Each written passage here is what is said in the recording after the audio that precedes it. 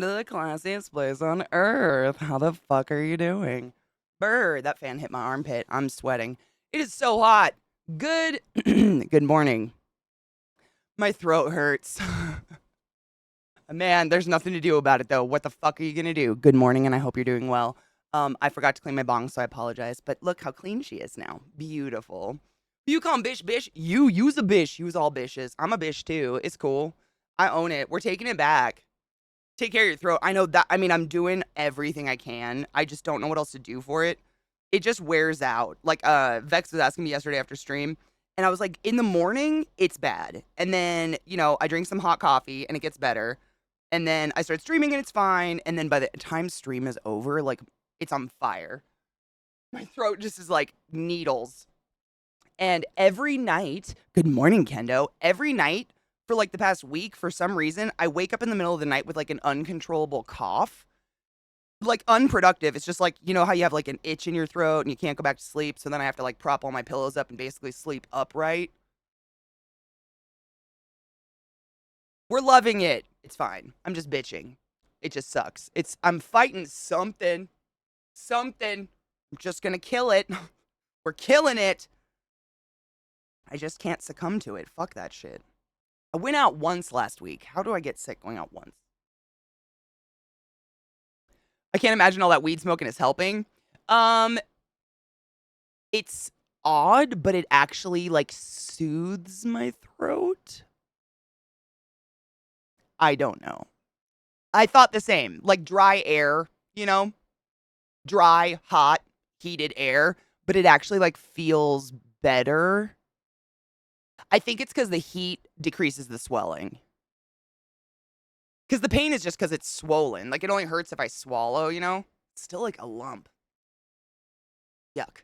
It only hurts if I swallow, but I'm thinking the heat is what helps. Because I noticed, like, hot beverages help infinitely. Like, they help so much. Like, having a steaming hot fucking cup of coffee helps so much. I think if the heat soothes it, because it's just so swollen. I don't know. I'm not dying. That does suck. It's just annoying because like Zach stays up all night long. He stays up usually until like 3 in the morning, 4 in the morning, and so I'm well asleep. So I wake up in this like uncontrollable cough, and he's wide awake, and he just like turns towards me and looks at me like I'm crazy, and I'm just like, why? And then I like sit up straight. It's whatever. What do you do, right? It's life. Mm-hmm. Isn't that a lot? Isn't that a line from It's Always Sunny? You gotta smoke cigarettes because the smoke gets into your stomach and kills the virus. Isn't that like in It's Always? I think they do that. I think in It's Always Sunny, there's a line like that. Good morning, King, or happy Saturday, honey bean. Oh shit, you getting a storm? Ooh, a dark cloud roll in, roll in, wind slightly picks up, and then hear the thunder. You're getting what we get. That's weird for you though. Those have got to be pretty strong. Lena, I would love to. Like, have yet to find a bong with a neck wide enough for any reasonable ice cube. Like, I just have to crush it and shove it in there. And at the point it's crushed so small, it would just melt instantaneously. I don't know. I've tried. I've done a snow bong. Snow bongs are dope. If you have like a big necked bong, shove snow in it. That's pretty dope. But man, oh, you smart bitch. Good morning, Zoe. Good morning, everybody. And also, wait, Nameless resubbed when I went live, and I wasn't here yet. Thank you, Nameless, for resubbing the class, keeping the classy alive, and giving it a swings. I fucking saw you, bitch. Tragic. That's kind of what I'm thinking, because my tonsil's all swollen, and I'm popping rocks out of it. I'm thinking I'm, like, fighting strep, because I don't feel shitty. I just feel tired. You know how, like, you're kind of, like, side fighting something, and you just kind of feel, like, extra fatigued? That's all I've got. Like, I don't feel shitty other than my throat, so I'm good. Like, if I was sick, I would take the day off and lay in bed all day. Like, I'm smarter than that, but yeah, it's like been 2 weeks now of this just like annoyingness. Could also be fucking allergies. I don't know. It's been so hot. Yes. Oh my God, Najeel, you should see how much throat coat tea I have. I've been drinking my body weight in throat coat tea. I literally have like a 5-gallon freezer bag. Fucking Hopping full of throat coat tea. I buy it in mass. I'm obsessed with throat coat tea. It really does work though. Throat coat tea helps so much. I drink a ton of it. It's really hard to drink during the day right now though, just because it's so goddamn hot. I mean, you guys know, last week, the world had 5 of the hottest days in the history of the world. It's hot, and it's really hard to drink a hot beverage in the middle of the day when it's hot. But I try. Vex, I've tried that. Cold, for some reason, almost hurts. It's real weird. Like, I've been drinking, like, lukewarm water. It I don't know, it's like stings. It hurts more when I drink cold. I don't know why. I really don't. It's weird. I'm not an infectious disease person. Like, I wish I knew more. But I know that warm helps a lot. Why was that so low? Why was that so low? Chi-Town, thank you so much for the 100 biddies. Maybe it's time for a new hobby to supplement the other relaxation activity, glass blowing. Chi-Town, you would be appalled at how many hobbies I have. And it's probably, I mean, you probably don't believe me, but I don't smoke weed unless I'm sitting down. Like, the moment stream's over and I stand up to go be active, I don't smoke at all. I don't even think about it. I don't smoke when I'm standing. So, Gilles, thank you for the biddy. That scream gets me. Thank you for those biddies. I don't smoke, like, I smoke all day on stream, and then once stream is over, I don't even smoke again until, like, I go to bed. Not on purpose. It's not like I'm like, "Ooh, I don't wanna be high." I'm just up moving, and I don't think about it when I'm up moving. Like, every day after stream for the past, like, 2 months, I go outside and I do yard work for hours. That's what I've been doing. I don't even smoke after stream at all. So, I mean, it's really just this is my tool to help me sit. Kind of. Like, if I have to sit, I need this. Otherwise, I'm going to be very miserable. Ow. I need a snacksident. I'm out of bacon. How do you run out of bacon? It's super rare. The last one I remember was when I was in school. I was between 14 and 16. No shit. It was torrential and lightning hit the mast and set off the fire alarm. Holy shit. I think everybody's getting really weird weather. Vintage decanter bong? Oh my god, I'm gonna write that down. I've never even thought to look for that, but that'd be fucking cool. I'd be almost scared to make my own bong though. Dude, oh my god. I mean, sharks are dope. The ocean's cool. But y'all know I've got like a weirdly deep-seated fear of the deep fucking water. Like anything in the deep water, just I feel like it wants to eat me, especially those gigantic squids. They scare the fucking shit out of me. Vintage.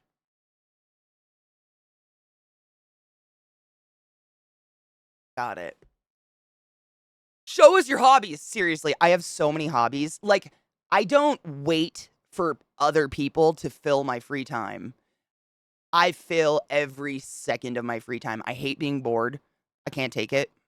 So I'm literally like painting, sanding, fixing the house, doing gardening. I'm always doing something. I have too many hobbies. If anything, I should really knock off a few. It's the worst.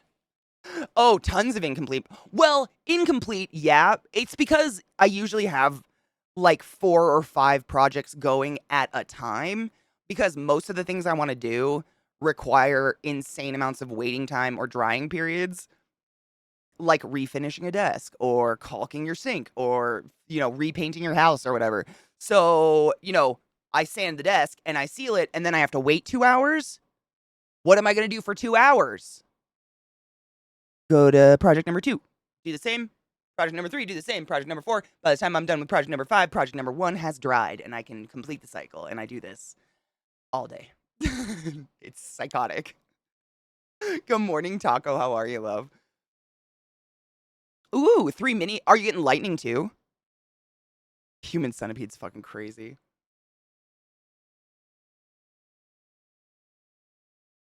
They're a plankton boy. They just scare me. That's what I was gonna say. I saw an Instagram post last night, and it was uh, a colony of Bask sharks? What the fuck do you call a group of Bask sharks? A herd? A flock? I don't know. If you didn't know, Bask sharks can get up to 8 meters long. They're huge, and they swim around with their enormous mouths just gaping open. They don't even have teeth. They literally just filter feed plankton out of the water. It's so weird to me that the largest, scariest things in the water eat plankton. But their mouth is big enough to accidentally swallow me, and that's enough. Like, if that thing got its mouth on my leg, I would just ask everyone to kill me because I don't want to live with that memory. Like, I couldn't live with it. I'd never sleep again. Even if it did no harm. I don't know what it is. They freak me the fuck. They're cool. Respect from afar. Same with green. All of them. I don't know why an orca doesn't scare me. I mean, I'm not gonna go swim with a fucking orca, but like, I would much rather an orca bite my leg off than a Bask shark suck on my leg and then live with it.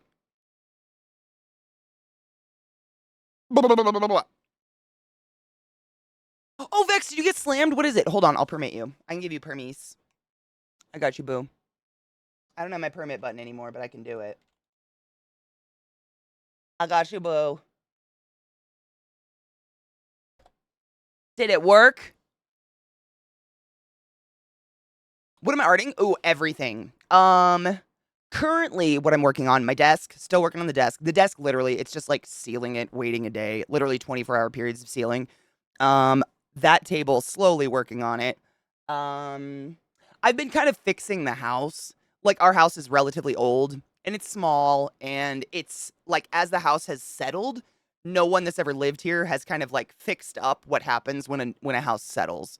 Y'all know what happens if you've ever built a house or lived in a new house. Once the house settles, you'll start to get, like, cracks in your ceiling. Like, they're not cracks in the actual, like, wall, but it's just where, like, the sheetrock is kind of moving a little bit.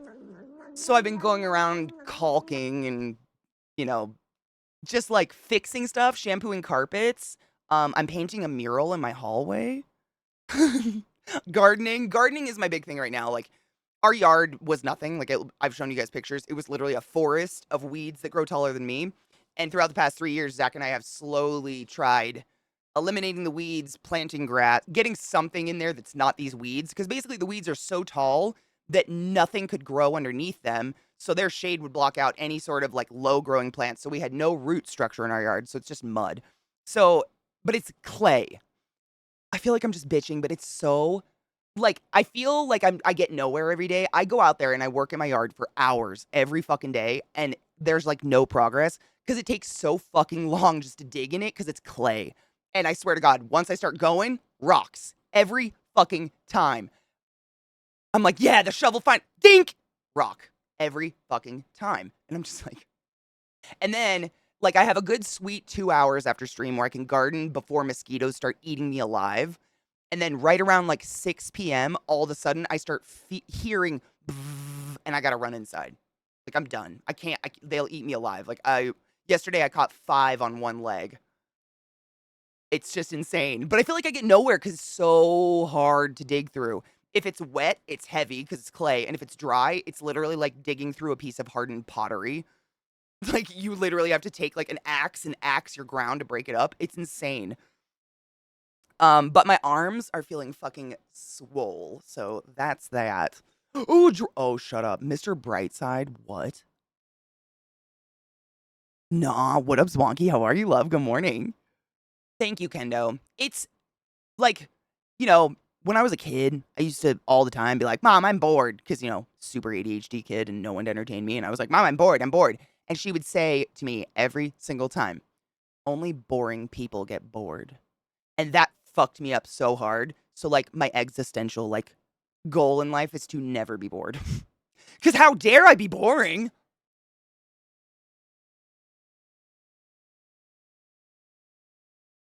Dumb.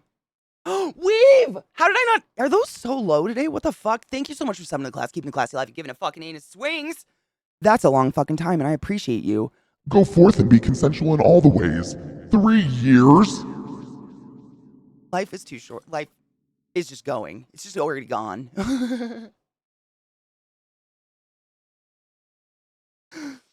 Basking group shark's name. A school of fish. I mean Thank you. I mean, the most Yep, wonderful person Kendo. in the world, ClassyKatie. I love Sassy so much. Worsty! Bex, you got a permit now. A permit. A permanent. Thank you for gifting a sub in the channel. Go forth and be consensual in all the ways and enjoy your fucking emotes. I'm gonna... Cheers.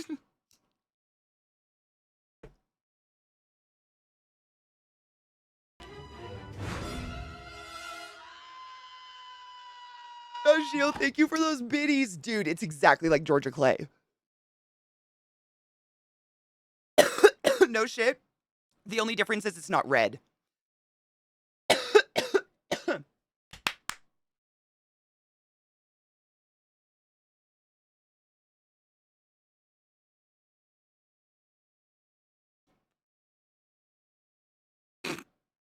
was a big hit. Weave, thank you so much for subbing to class. I'm sorry, I coughed a bunch. And thank you, Najil, for those biddies. So, I was gonna rent a rototiller, no shit. I like looked into renting one, and I read online that it won't work.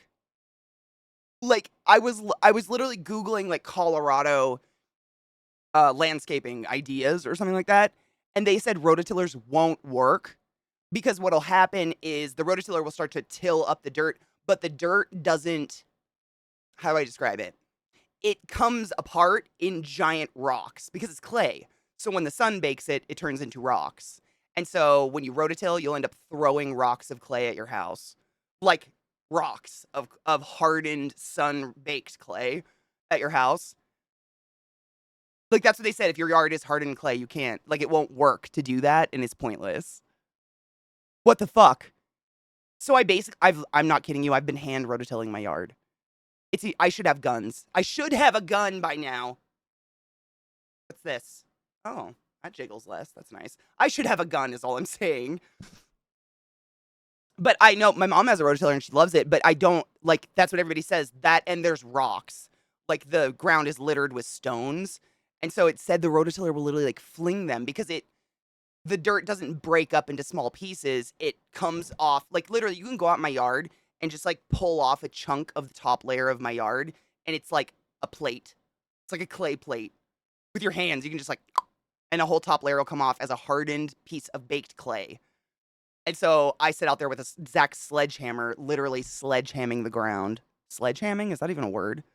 It's insane. I look crazy in my yard, but it's the only thing you can do. I don't know what else to do.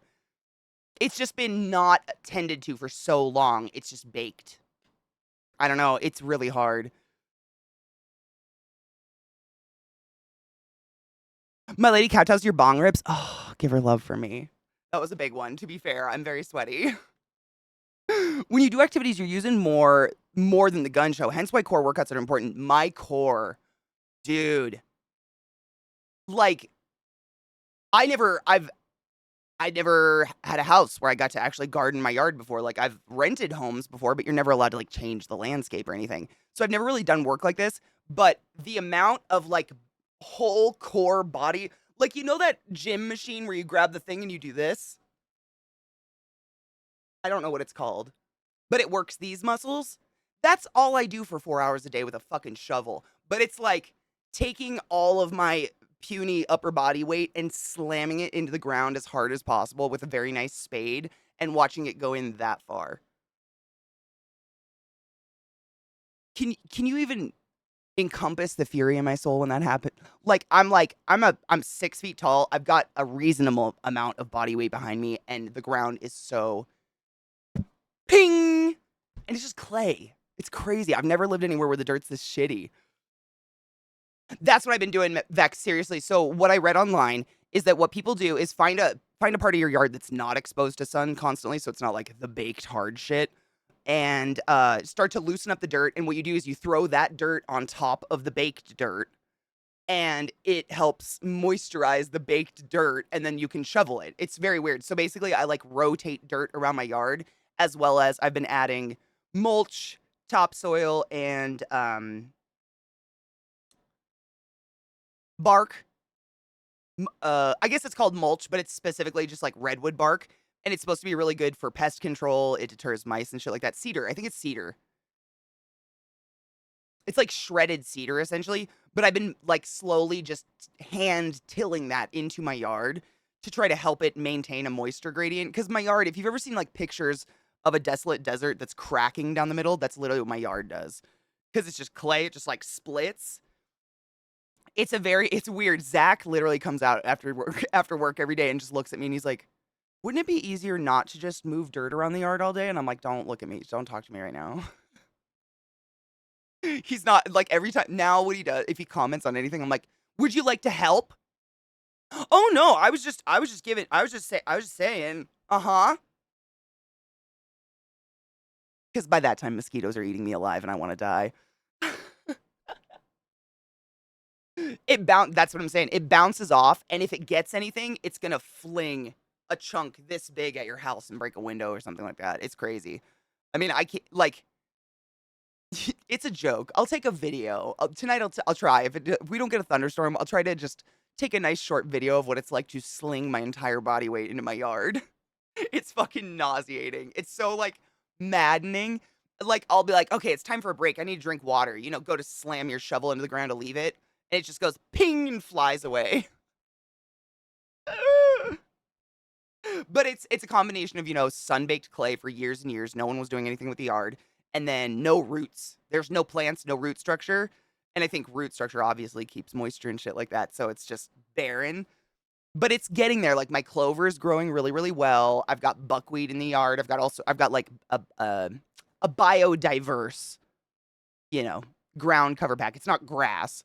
We keep calling it grass. It's not grass. It's like good for the environment. You know, you don't have to water it. It's good for xeriscaping, blah, blah. That's coming in really, really well. But there are certain spots in my yard where I can tell that's just where the sun hits every moment that the sun's up all day. And it's like a piece of pottery.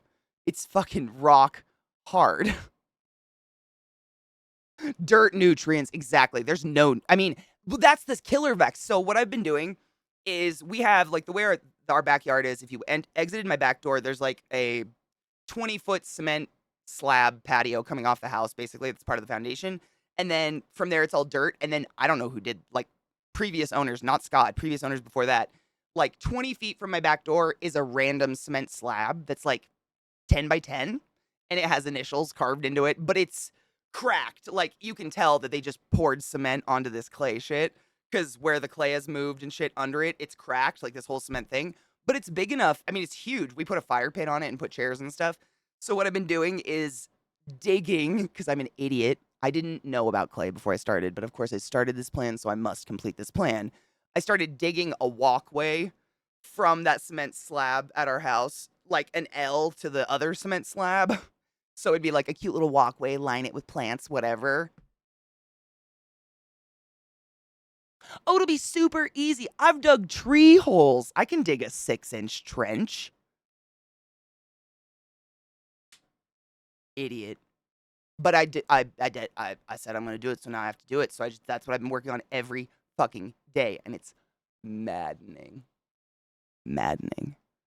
Fucking maddening. It's very serious clay. It's just because it bakes. Oh, that's what I was gonna say though. Once you get like a foot under the clay, it's gorgeous black dirt. It's this clay. It's like silt, kind of. Like I've told you guys, when it rains here and it floods, my whole yard turns into like a sinkhole because the first foot of it is this clay, and when it gets wet, it turns into like wet. Imagine walking through a pool of wet clay. You just get stuck. It's fucking horrible. And that's what our yard turns into when it rains. But because I planted 2 trees, and if you plant a tree, you have to dig a hole twice as deep and twice as wide as the planter that the tree is in. So I had to go down like 4 feet into the ground. It's like black dirt. It's just trapped. It's trapped under this layer of shit clay. And that's probably why it's beautiful, great dirt, because nothing can get to it, just like the nutrients out. But guess who fucking did? This bitch. This little bird arm right here. Because I am determined. It will not be beat by my yard.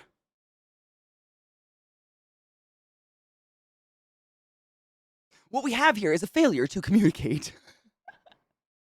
Yeah, bugs and critters hate cedar oil. Scott Coyote, that's what I thought. I remember back when I had rats, that was one of the things I learned, I was told, is you never, ever, ever want to use cedar bedding with any rodent pet.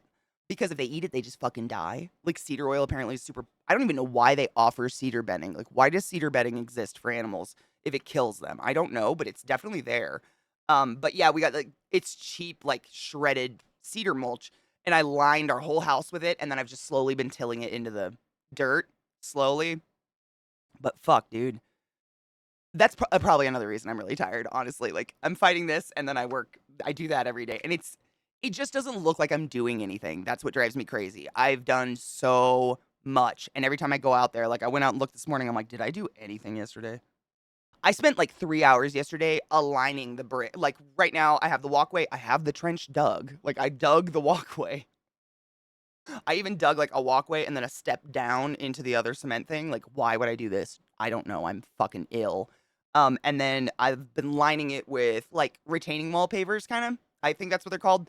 Basically, they're like this shape, and you interlock them together. Sorry, lining the trench with that, and then I bought a bunch of bags of like big, fat, like smooth river rocks, and I'm gonna fill it with those and then sprinkle it with like Irish moss seed or something like that and have that fill in the cracks. But I mean, that doesn't sound like a big project, right? Like that sounds like a weekend, not 2 months of like me just sweating my fucking balls off. It'd be easier to just put a full layer of topsoil, but that doesn't come cheap. Yep, that's what we thought about that, honestly, Crimson. Like, I think I've told you guys this. Our house, before Scott and Bree owned it, was owned by hoarders. And they didn't hoard in the house, thank fuck. So the house was fine. They hoarded outside. Like, literally, they just dumped all their garbage in the yard for years. And when the city was about to condemn the property or whatever, they got the bright idea to just bury all of it. So not only am I digging through clay and rocks, like, it's every 20 minutes or so, I have an existential moment where I really think I hit a bone of a body. There's so much crap, and it's toys. It's like toys from the 70s in my yard. So much. Magazines, old t-shirts, you name it, glasses. I found the fucking ringer in my yard, and I take pictures of all the weird little toys and things that I find in my yard. These people just hoard it. It's like McDonald's toys and shit, like the oldest McDonald's toys. I save them all. Like, I found a little Dr. Seuss, and I've found like pieces of Ninja Turtles. I've never found a full Ninja Turtle, but I've found like arms and legs. We found a torso of a G.I. Joe. Not the little green guys, but like the one with the arms and the joints. We found all sorts of shit out there. It's wild. But like we had the situation last year where we put this new fence in that was like $13,000 for fuck's sake. And then we were like, fuck, do we pay someone to come dig our yard out and fill it? Do we put a new layer of dirt on top? Or do we just try to deal with what we've been given? Like, treat our yard like it's a landfill and we're just going to make it go back to nature? And, like, after shelling out for that fence, I've slowly been adding dirt to it. So I've probably added to the entire yard, which we have like, if you think of like house plots, we have probably the biggest one in our neighborhood. It probably could fit like 4 houses, but it's yard. And I probably added an inch of mulch, topsoil, and like shredded cedar in total, just over time, like slowly getting a bag here and there, mulching it into certain areas. But it's exhausting and it is really expensive. Like, dirt don't come cheap, especially out here because it's clay is here, so dirt's gonna come from somewhere else. So you're paying for the import, whatever. Should get go Zeke into helping you. He does stuff that I don't want to do, so I feel bad asking him to help with that kind of stuff. I always offer, like, seriously, but he does not. He doesn't. The heat really kills him. I kind of get it. Me asking him to come dig with me in the summer is like him asking me to come outside in the winter. Like, he knows better, and I know better. If it's sub 30, I'm not going outside for fuck all. And if it's over 80 degrees, he doesn't go outside because he burns. He's just like, he burns. He's like a pale ass bitch. And he also gets really, really hot. I don't want to torture him like that. I don't mind it. It just feels like I feel like I look crazy to him probably because he's like, she's out there every day and nothing's happened. But fuck. Yeah, it's like an acre-ish. I think we're like 0.7 of an acre. Yeah, we're about an acre-ish, but that's basically why we bought it. no neighborhood gets a yard this big. I've never seen a house with this big of a yard in any neighborhood ever, and we're really close to like the light rail and all that, which is nice. But yeah, it's huge. Our yard is enormous, which also adds complications because like fuck, that's a lot more land to fucking mulch and shit. So I work in quadrants of my yard basically. Like I focus on one quadrant at a time because otherwise it just feels really overwhelming. It's a lot.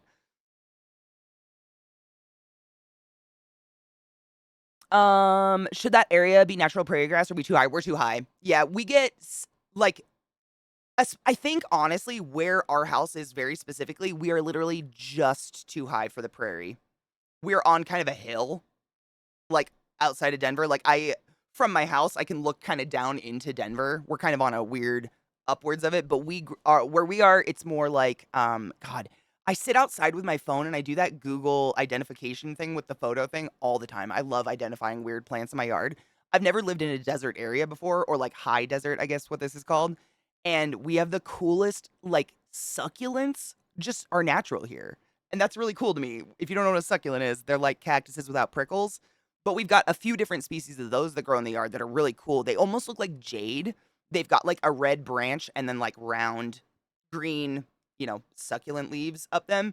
We've got those. We've got lots of different flowers. We get those giant, I don't know, they turn into like a huge dandelion bauble, but they're not a dandelion. They're like the huge ones. But no, we don't really get the prairie grass. We get more like mountain flowers. So like things that grow really tall really fast and then die, or low grow like rockery kind of plants, if that makes sense.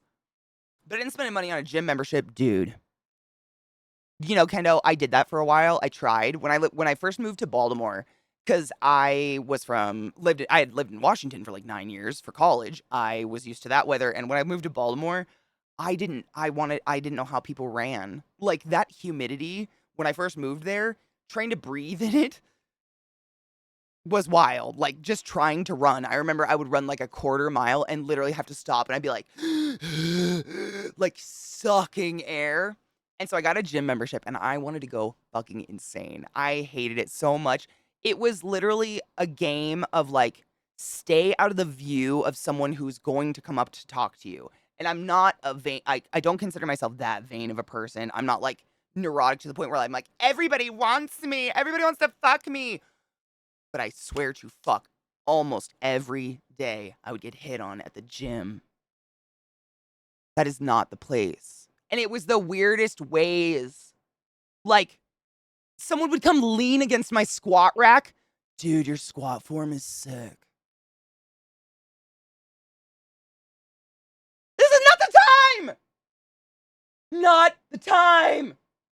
Or talk to me on a fucking treadmill? What are you doing? I don't know. I know some people meet at the gym, whatever. You can meet someone anywhere, but that's not the time. Like, I'm sweating, I'm miserable, I don't want to be here. Not the time. I mean, that squat thing is that happened multiple times with the same person. He would do this, and I would just like headphones in, like be like, no one's there, no one's there, no one's there. Oh my god, kill me. It's just I don't know why. And like I literally would think about like what way I was bending over in a gym. That's fucked up. I should just be able to work out in peace for fuck's sake. Like you're bending over all the time. It was ruining my form. Let's be real, for fuck's sake. Adrian, right? That was one reason I stopped going. Another reason, they're disgusting. I would be on the treadmill running, listening to music, but the treadmills like faced the gym machine area, whatever. And I would watch like I don't know why. It was always little old men. I'm not going to say it's everywhere always little old men, but the ones in my gym, and it was a nice gym in Baltimore, they would walk from machine to machine and they never wiped anything off ever.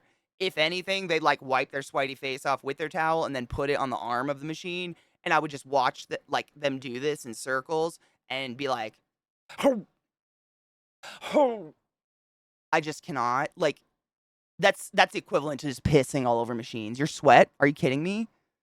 Constant. I mean, it was really regular, and like once every 2 hours, you'd see an employee go around and spray the machines down. Once every 2 hours. Once every 2 hours. Once every 2 hours. Once every 2 hours. I can't.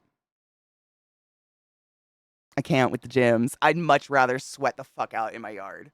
Yeah. And I, like Vex was saying, I don't like those machines. Like workout machines, they isolate muscle groups, and I don't think that's functional muscle, in my opinion.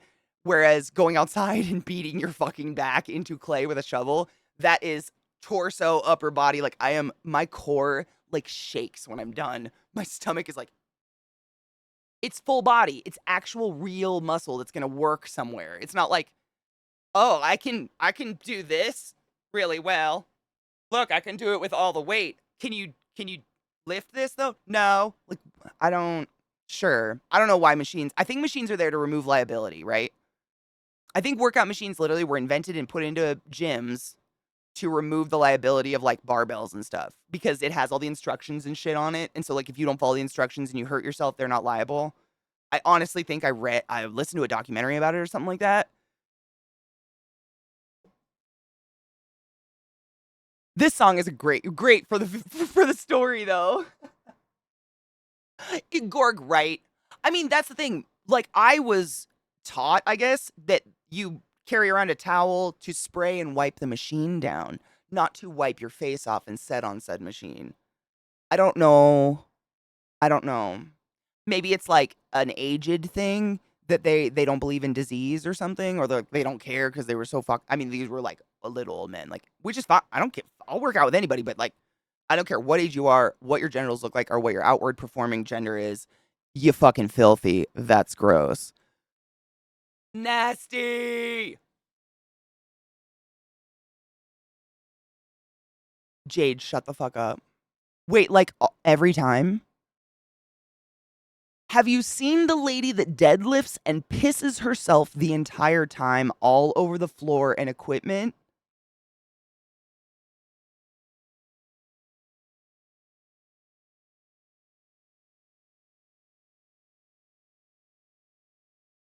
I don't know what to do with that. Is it on purpose? I haven't seen that. I don't know if I want to. Is it a fetish thing? I hate it. The same. Is it like a golden showers thing?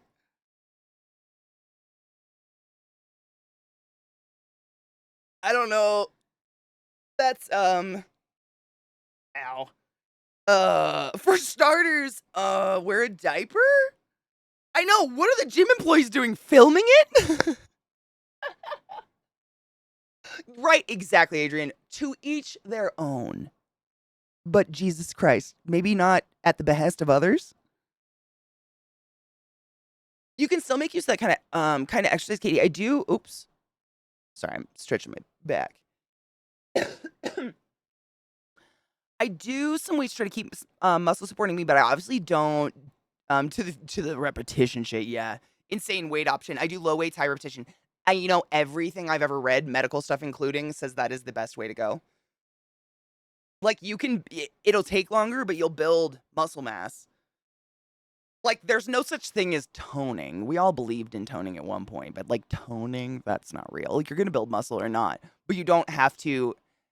Like, how do you put it? It's essentially like feast or famine kind of building muscle. Like you can build muscle slowly by basically when you build muscle, what you're doing is you're ripping by exercising, you're tearing the muscles up and they grow bigger because your body repairs them with more muscle fibers. And you don't have to do that all at once. You can do that slowly over time. Whereas I think a lot of people like jump into the biggest weight possible and then they're so sore they can't go back to the gym and then they never go back. Is the lady MTG? Oh my god. Oh my god. Can you imagine speed pull-ups and just like piss spraying violently from between her legs?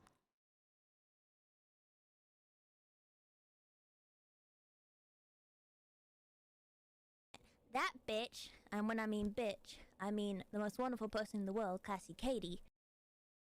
Hello, Devol. 100% supported. Thank you so much for subbing the class, keeping the class alive, and giving a fucking anus swings. I appreciate you and love you. Go forth and be consensual in all the ways.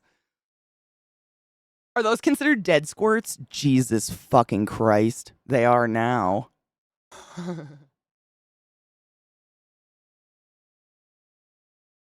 I do calisthenics too. I do actually like I run and then I do like how I stretch, I guess, cuz I never like stretching. I do DDP yoga. I know yoga is really good for you, but I cannot take seriously the like, bong, and now worship the sun with your anus. I can't do it. Whereas DDP yoga is like, and Hulk it out! And he's the shit. But it's still yoga, and it's great, and it's really good stretches for your body, but I do that almost every day. Deceased, I know. You guys know MTG does. I mean, didn't she cheat on her husband with, like, someone at her fucking speed pull-up gym?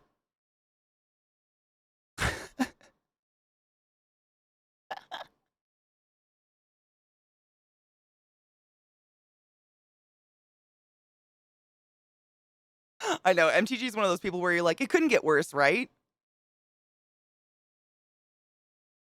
Oh, wait. Everything can get worse. Dude, Adrian, I'm kind of the same. That's why I like DDP yoga. DDP yoga, it's more like, what's it called? It's like calisthenics. But it's Pilates. It's more like yoga and Pilates together.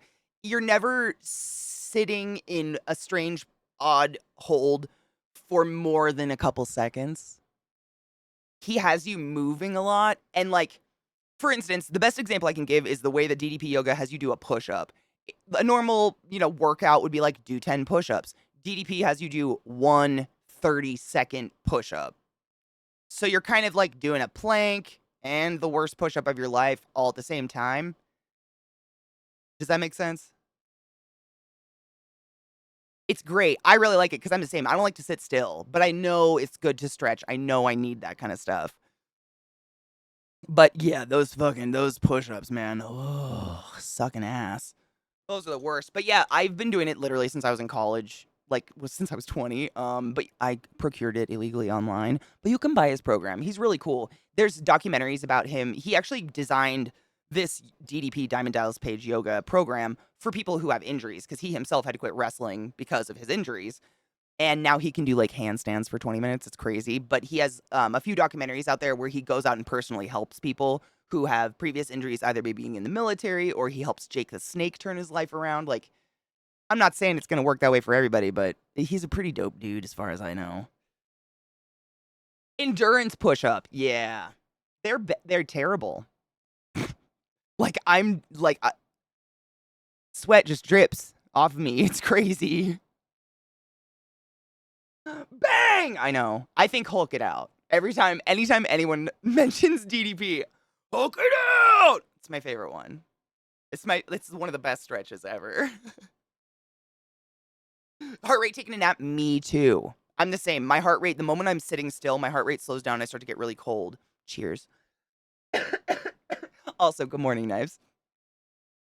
I got a new phone yesterday and I don't know what I'm doing. Wait, a new phone? You should seriously get some sun on your bung holes. Life changer. Namaste.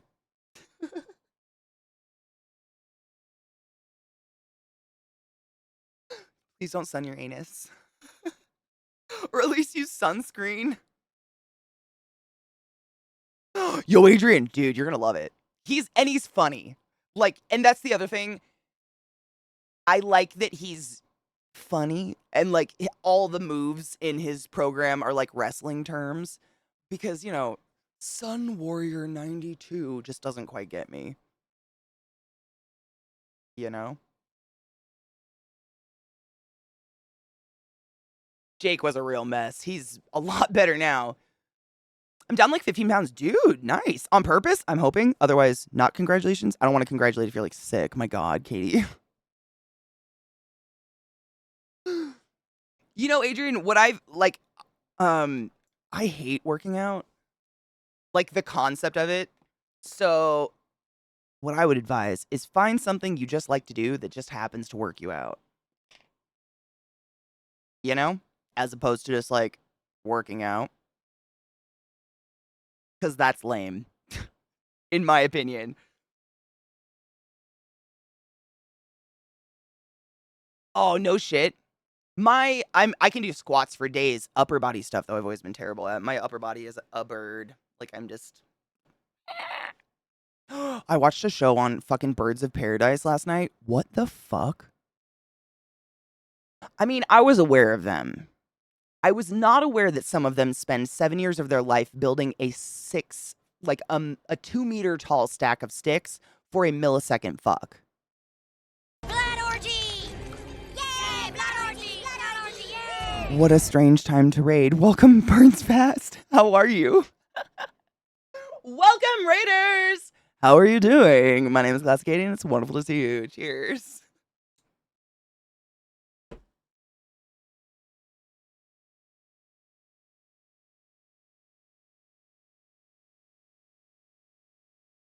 Wait, the more relaxed, the more it rushes. What do you mean the more it rushes?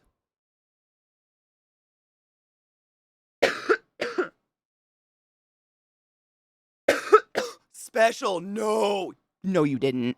Not really, right? Not really, right? Dude, Gorg, hiking.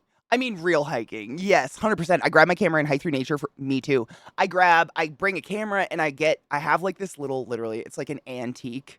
I got it in an antique shop in Baltimore, but it's a little basket, basically like a purse basket, but it's actually like, what's it called? It's like woven reeds. Fuck, there's a name for it. It's really cool, but it's like a stiff purse basket, basically. And I bring that with me to collect like little rocks and leaves and little dead bones I find. I go on little witch walks. Wicker. Yep. It's great though because anything you put in it won't get squished. Like I just like that it's like a solid shape, so I can put anything in it and it stays. But I love doing stuff like that. Hail Satan, bitch. A whole new world. There's also a go away bird that will watch hunters and literally say go away. Oh, spuds. The bird that does that does like the meter tall stack of sticks. Frightening mimicry. Like this bird, I don't remember what species it was. It actually didn't, like it was probably the least exciting looking of all the birds of paradise. It just looked like a little brown bird until it gets horny and then it like doesn't anymore. But it spends literally like 7 years of its life stacking sticks as high as possible because apparently that gets bitches horny. It decorates the sticks like it with its tiny little beak, picked up tiny little sticks and flowers and stuck them on the end of the sticks. So this thing looked like a Christmas tree. I mean, legitimately, it was fucking wild. But there were stages to the mating. I'm sure you guys are aware of these birds of paradise. They're insane. Like there was 5 different stages. Like, you know, if the female showed up, and one of the stages was presenting their mimicry calls and just basically showing the female every single bird call they have. And they could mimic the sound of children playing on a playground. And it was such a nightmare to me. Like the bird opened its mouth and you heard children playing in a playground. Like if you close your eyes, it was children like giggling, laughing, talking on a playground. Very unsettling. Imagine walking through the woods. You're well aware you're in the fucking rainforest in New Guinea and there is nothing nearby, and you hear that. And then another call was giggling people, like people laughing around a dinner table. Apparently there was like a village nearby, so these birds would pick up local noises like that. It could mimic sirens. It could mimic dogs barking. So like at one point, this little like wild pig comes over and starts like nuzzling its stick stack. So the bird flies up above the pig and opens its mouth and dog barks come out and the pig runs away because it's afraid of dogs. Fuck. Nightmarish mimicry. I mean, so cool. So interesting. Their mouth doesn't even move. They just go like fucking Lilo and Stitch with a record player and dog barks. It was wild. Wild. I'm sure they can mimic. I mean, I think it was like one of those villages that's like super small. So like no cell phones, but I don't know. Cabalish, thank you so much for that follow. Welcome. Yeah, it was fucking cool though. I think you were gifted a sub yesterday. I remember reading it off, but thank you for coming to say thank you for the sub. I built a twig tower with my mouth for nothing and decorated it with your mouth and then like learned how to mimic children giggling. Jesus Christ. Found out the Warlock 5 Omnibus hardcover I have exists because a Kickstarter was done to get it made. Oh, that's really cool. No, that's fucking cool. Is it the Lyrebird? Is that what it was called? I thought it was named after some person, but the narrator, it was like Attenborough or something. He might have just been calling it that name. You know, They like name the birds like that's Bob or whatever. The dinosaurs with the dome heads. They didn't use them for. Yes, I know exactly the ones you're talking about. They didn't use them for ramming. It was to impress a mate. The bigger the dome, the better the genes. You mean the ones that had the little? It was almost like the monk, the skull cap, right? It was like a bald dome and then had like a circle of spikes around it. No shit. So like your swollen dome got you dick. That's kind of awesome. Hurts. Kendo saying it's called the lyrebird. I cannot remember. I thought they called it a name, like after the person who discovered it or whatever, like a last name. I don't remember. It wasn't like it literally just looked like a little, kind of off green bird. But the last stage of the mating thing after the mimicry and after all this shit, suddenly its head would like explode and look like an orange firecracker. It was insane. Like out of nowhere, its head was like, pooh, orange. Whoa, what a fuck? And then if the girl's down, he literally jumps on her for a millisecond. It's so much work for like what? Crazy. Nature's wild. Wait, who's eating your squirrel feed? Who's Frank? What a bitch. Can I mimic the anguish of regret? Do you want to? Girls love a big dome. I mean, I do like a nice shiny bald head, but like if it was abnormally swollen, I don't know if I'd want to mate with it. How did the dinosaurs figure out what was good genes? It's almost, David, that's a really good, like, it's almost kind of like the birds of paradise. Like they did a big dome actually serve them in any practical purpose other than getting a mate? Like birds of paradise, like some of those crazy colorful ones, they actually put themselves at a total disadvantage, making themselves like so apparent to predators that they're almost going extinct because they're evolving to just look pretty because the females are like, not enough, which is weird. Yeah, evolution is fucking wild.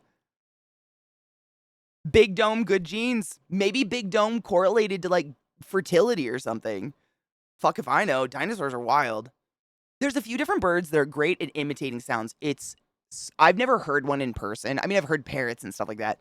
But that little bird just opening its mouth and children giggling came out was something out of a horror movie. It was wild.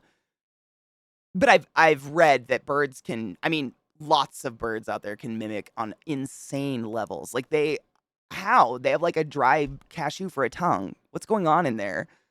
I learned from the paleontologizing. Oh, I love that channel. He's actually out in the field now streaming. Oh, right now, though. If he's still alive later, we should raid him. I mean, if he's anything like me, he'll be out there all day. So much work for like what? Life in a nutshell. Dude, stop. Oh my God. Am I that bird with my yard?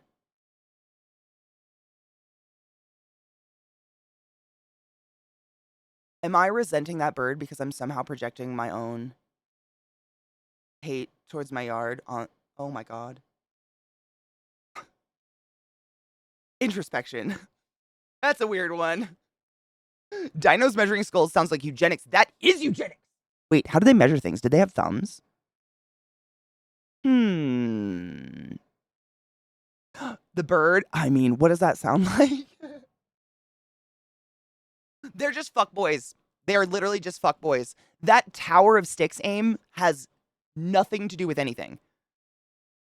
It looks like a Jenga tower, but of twigs. They're all stacked like in a square, like kind of, not even a square. It looks like a little Christmas tree because they literally, and every bird, every individual male chooses to decorate his tree with a different item. So some birds, it's dead flowers. Some birds, it's sap. And the whole thing will be covered in just that thing. And I mean, if I saw that in the woods, I would straight up believe in fairies. I'd be like, fairies did that. If I hadn't have just literally witnessed a bird do it on the fucking show I watched last night.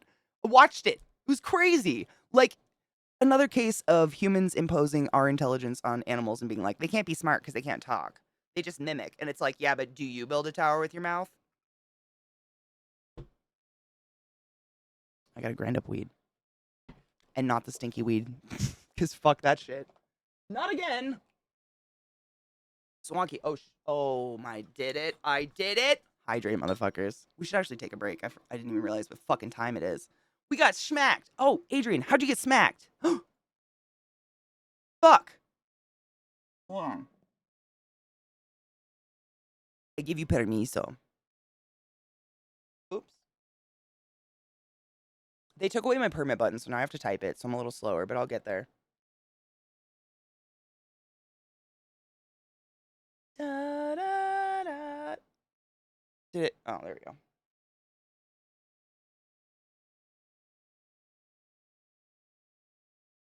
Work.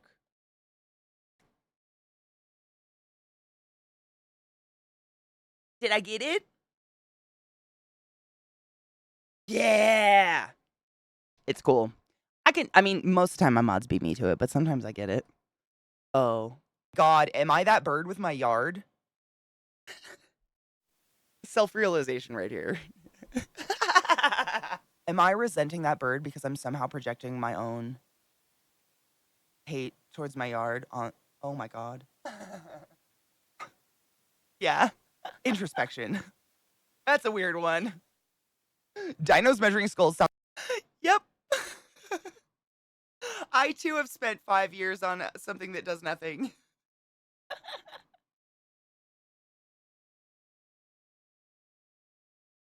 That hurts a little bit. Reproduction isn't pointless, no, but the structure serves no purpose. That's the weird part. Like, you would think it would be a nest or a defensive structure or I don't know, I guess. I would think that. I'm not a bird specialist. I know a lot more about reptiles and spiders and stuff. But you know what I mean? Like there was the bowerbird. I remember the name of that one, the bowerbird. These were both bowerbirds. They were just different species. One was like brightly colored and one was not. The brightly colored one made a perfect like U shape, like, weaved sticks together to make a U sitting on the ground. And if the female was happy with it, she'd like sit in it. And then he would like do this like, oh, bitch, and then fuck her for a second and leave. But she just leaves. It doesn't serve as a nest. Except that part's just wild to me. Like it's literally just, you know, you know. Oh no, it's totally cool. I got it. I don't mind typing. I'm just slow. Dude, I would love bird friends. Let's take a break and then maybe we can play some Diabs today. I would love some gammons. I gotta go get some more weed. If the Tower Six is getting you laid, isn't that the purpose? I guess. Yeah. I She's a fast spider and she makes me nervous, but I got it. Hold on. I gotta show you. She's so beautiful. I'll try to get a picture of her. So, side note, hi, what's up? Welcome back. Um, I just posted in chat that Bella molted and I wanted to grab it before she destroyed it. Bella is one of my tarantulas. She is a Poecilotheria metallica, one of the rarest and most beautiful and most coveted of all tarantulas, otherwise known as the Goody sapphire or the peacock spider. When they're full grown and mature, they are bright blue, like like brighter, like royal blue, with yellow bands between their legs, and their feetsies are rainbow colored, and they are fucking gorgeous. And she is actually she might be turning 3 this year. She might be almost 3 years old. But on top of being like gorgeous, highly coveted, they are really fast, like lightning speed spiders. They're really leggy, big old fucking legs. They're arboreal, so they can climb walls. And they are theoretically, notably, the most painful of all the tarantula bites, but still not fatal. There is no deadly tarantula in the world. But they're the one that allegedly will send you to the ER in pain. Like your muscles will hurt and you'll puke. So, I don't want to pick it up yet because I'm literally, look at this. I'm shaking. Getting it out of her cage is always nerve-wracking. I'm not scared she's going to get me. I'm just scared she's going to get out and die. That's it. She's a humid species. She needs lots of water, and if she got out of my house, she would die. So I just get nervous, but I got her molt, and it's really nice. The, like, bright colors pain, exactly. I actually read a report recently that was based on blue tarantulas, because there is actually a lot of blue tarantulas. I own not every blue tarantula species, but a lot of them, because they are gorgeous. But they actually kind of don't know why they're blue, because a lot of the blue species aren't significantly venomous or painful in any way, shape, or form. And tarantula's eyesight's horrible. That's not how they're finding each other bright colors. They think it's like a natural evolution that wasn't necessarily on purpose, but maybe because they blend in with local birds or something like that. I'm just moving the mold. It's literally brand new, so it's still moist, which means I can like, I'll show you. I can manipulate it still. This is her little molds right here. And when they're brand new, meaning moist, she just popped out of it, you can move it and get it to dry out in a cool in like the actual like shape, like the, how do I say that? The posture of the spider, cuz when they molt out of it, it kind of looks like it looks like a blooming flower a little bit. Like the way an arboreal spider molts is they fall out of their molt as opposed to a spider that just lives on the ground. They kind of pop out of their molt or like push off of it. Yeah, it's really cool. I'll show you it. The molts are, oh, I don't want to touch it because her hairs will fucking irritate me, but they're fucking gorgeous. I almost didn't know this was the molts. It was so like perfect. You can see how blue it is already. The molts are never as pretty as the spider, obviously, because this is like her old dead skin, but you can get a sense of how blue it is. But I wanted to get it that before I fuck with it. Because it's a good one. And I've never gotten a good molt out of her. What a lot of tarantulas will do after they molt, they're very, very thirsty because essentially they've got a new body that they have to fill up with additional liquid. Tarantulas don't have muscles. They move via, oh God, what is it? Water. They move via literally like pushing fluid around in their body. And that moves them. What's the word for it? I always forget it. Shit. I love you, Vissy.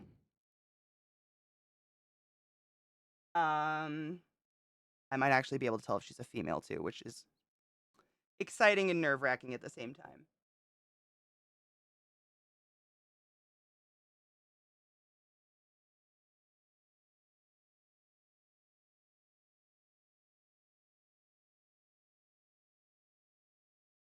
Oh, I'm shaking so bad. Hold on. Okay. Hydraulics. Yes, that is the word. Thank you, Vex. Thank you. Yes, hydraulics. They move via hydraulics. So when they molt their old skin off, they have a new body, which is a hard carapace, and they essentially need to fill it with adequate fluid so they can move. When they first molt, they're really awkward. They look like almost like a newborn giraffe. They can't really crawl right, and they're really, really vulnerable, unfortunately. I have to get my desk light. Hold on.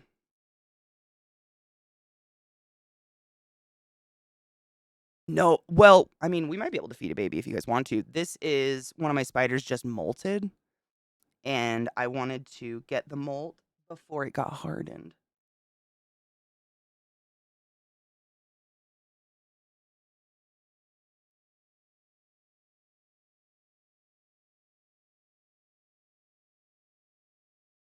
Oh my God, I think she's a girl. It's a girl. I'm so happy right now.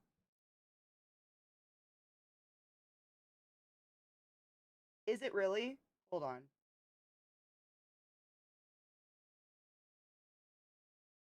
Oh, she's totes a female, my dudes. I want to die right now. I'm so happy. So the only way to sex a tarantula is either with genetic testing or by examining the abdominal molt, which is so weird to say out loud, but I'll try to show you what I mean. I need a Q-tip. Hold on.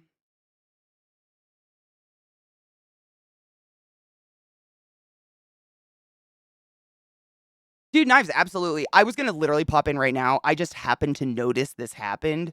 This is totally impromptu, but yeah, we're definitely gonna play some Diabs if you want to hang out. I wanted to put it on something higher so I can see what I'm doing. I'm just like, what up, Bipolar Bear? How are you? Some scientists are making robots from spider corpses to better understand the hydraulics with the idea of making self-robots. Oh, I think I saw something about that. Oh, that's so creepy. I think I saw something. Ooh, I think I saw something about that. It's fucking fascinating. I mean, like, all fears aside, tarantulas have not changed for the most part, other than, what they look like on the outside, like literally just vanity. They have not changed since the prehistoric period. They are a literal powerhouse of evolution. Like, it makes sense to look to them to better improve how we function because, like, I mean, you don't survive that long if you're not good at what you're doing. You know what I'm saying? I'm just trying to get her legs to stay here. Stay.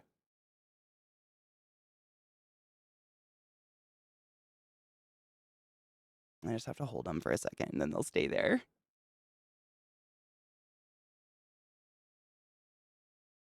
I saw a short the other day where a lady mentioned scientists using dead spooters as little grippers with pneumatics. Yeah, I think they're doing shit like that. Fuck yeah, Viana. Yeah, crabs and tarantulas are insanely similar. I think both of them move with hydraulics. Like, if you actually, can you see? You can see that, right? The inside of the carapace right there. If you've ever eaten crab, you know that that's exactly what it looks like. I'll turn on autofocus and see if I can show you guys up close. And that's the top. That's her head. She kind of like, this is the abdomen. She kind of like peels backwards. I wanted to try to.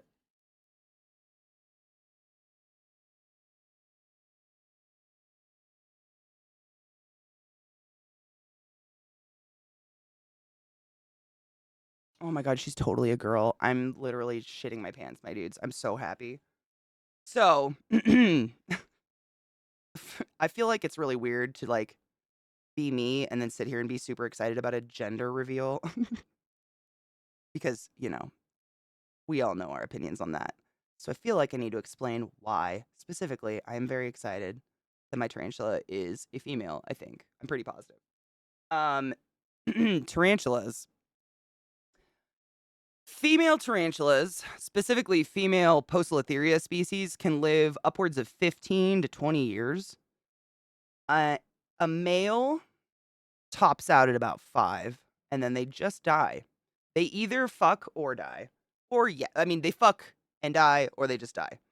And it's really sad. I have a few male tarantulas, and I fucking hate them.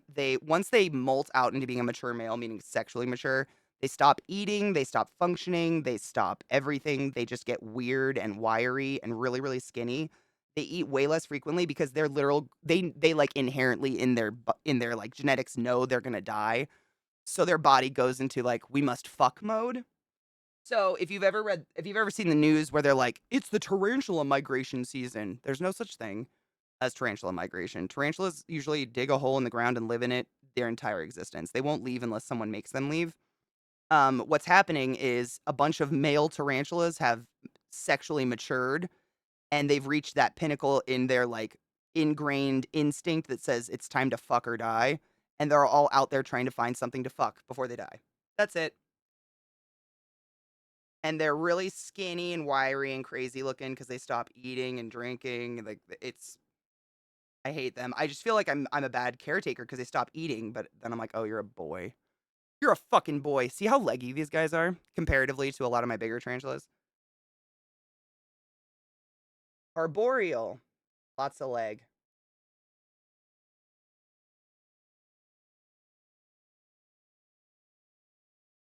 Stay. Oh my God, stop shaking. Okay, let me see if I can. There's water in the abdomen and it keeps sticking back together. I wanted to show you guys how I think it's a female. If you care, I don't know. You might. This shit's kind of cool. Alcohol might help it dry.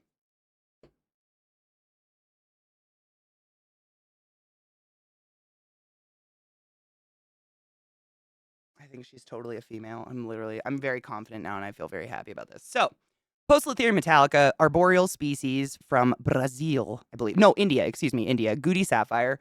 They were called the Goody sapphire, common name, because the first one ever found was found on a train in Goody, India. And unfortunately, they weren't actually from Goody. This one just happened to like fucking literally hop a train. So the area they were actually from got clear cut. And it was a very, very, very, very small, very, very specific area of a forest. And because of that, there is like less than 500 in the wild right now. And as you like, this is a molt, and you can see that jewel blue. I'm gonna see if I can get it to. Actually, you know what? Autofocus is in the gray. Let me see.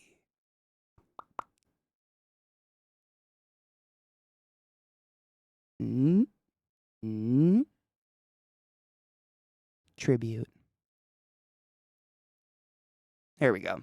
So this is a molt, and this just goes to show like how vibrant they get. That meaning like dead skin is obviously never going to be as vibrant as the actual spider. But you can see that yellow banding between all the knuckles. That stuff, I don't want to touch it because their fur is really irritating. But those yellow bands, they are fucking gorgeous. These are the pedipalps. So these are arms. These are not legs. They use these to dig and to hold prey or whatever. And then you've got the 4 legs on either side. And then these are the fangs, which allegedly deliver some pretty painful poison.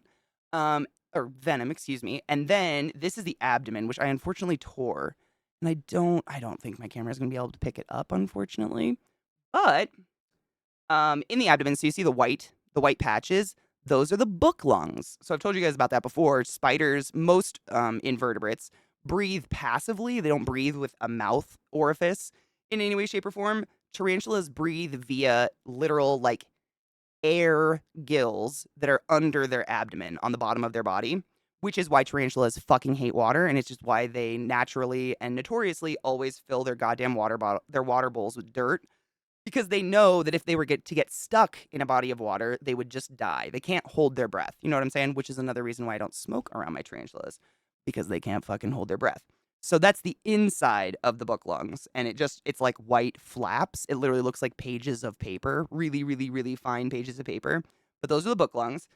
And then the way that you sex a tarantula is essentially you have to very gently like pull the abdomen apart after they molt, and then right between the 2 upper book lungs, you will either see just smoothness, like just skin, or you'll see a flap. And I think you can see the shadow of it. You see the shadow right there. There's a flap. That is female. Because the way tarantulas mate is the male will hold the top of her body up, and then he punches with his pedipalps sperm into that little flap. And then she can self-fertilize whenever she wants. But I'm positive. I'm feeling real confident that's a flap right there, and I am fucking thrilled. But yeah, if you look inside the body cavity, it's literally a crab. It's a land crab.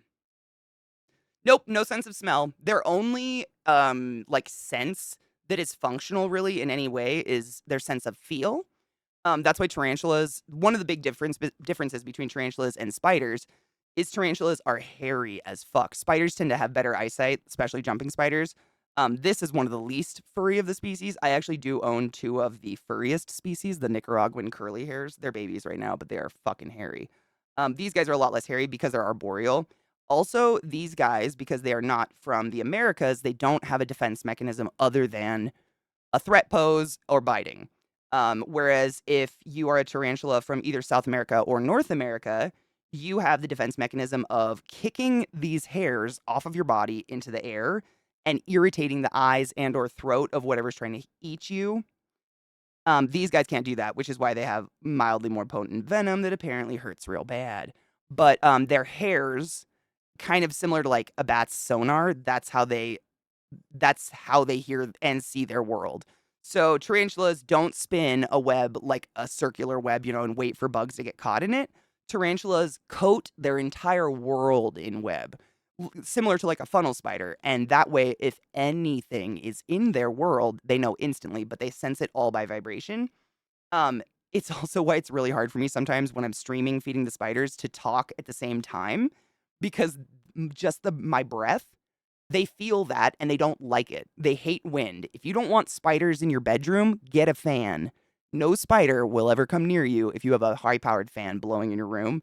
Spiders hate wind because it's essentially deafening them.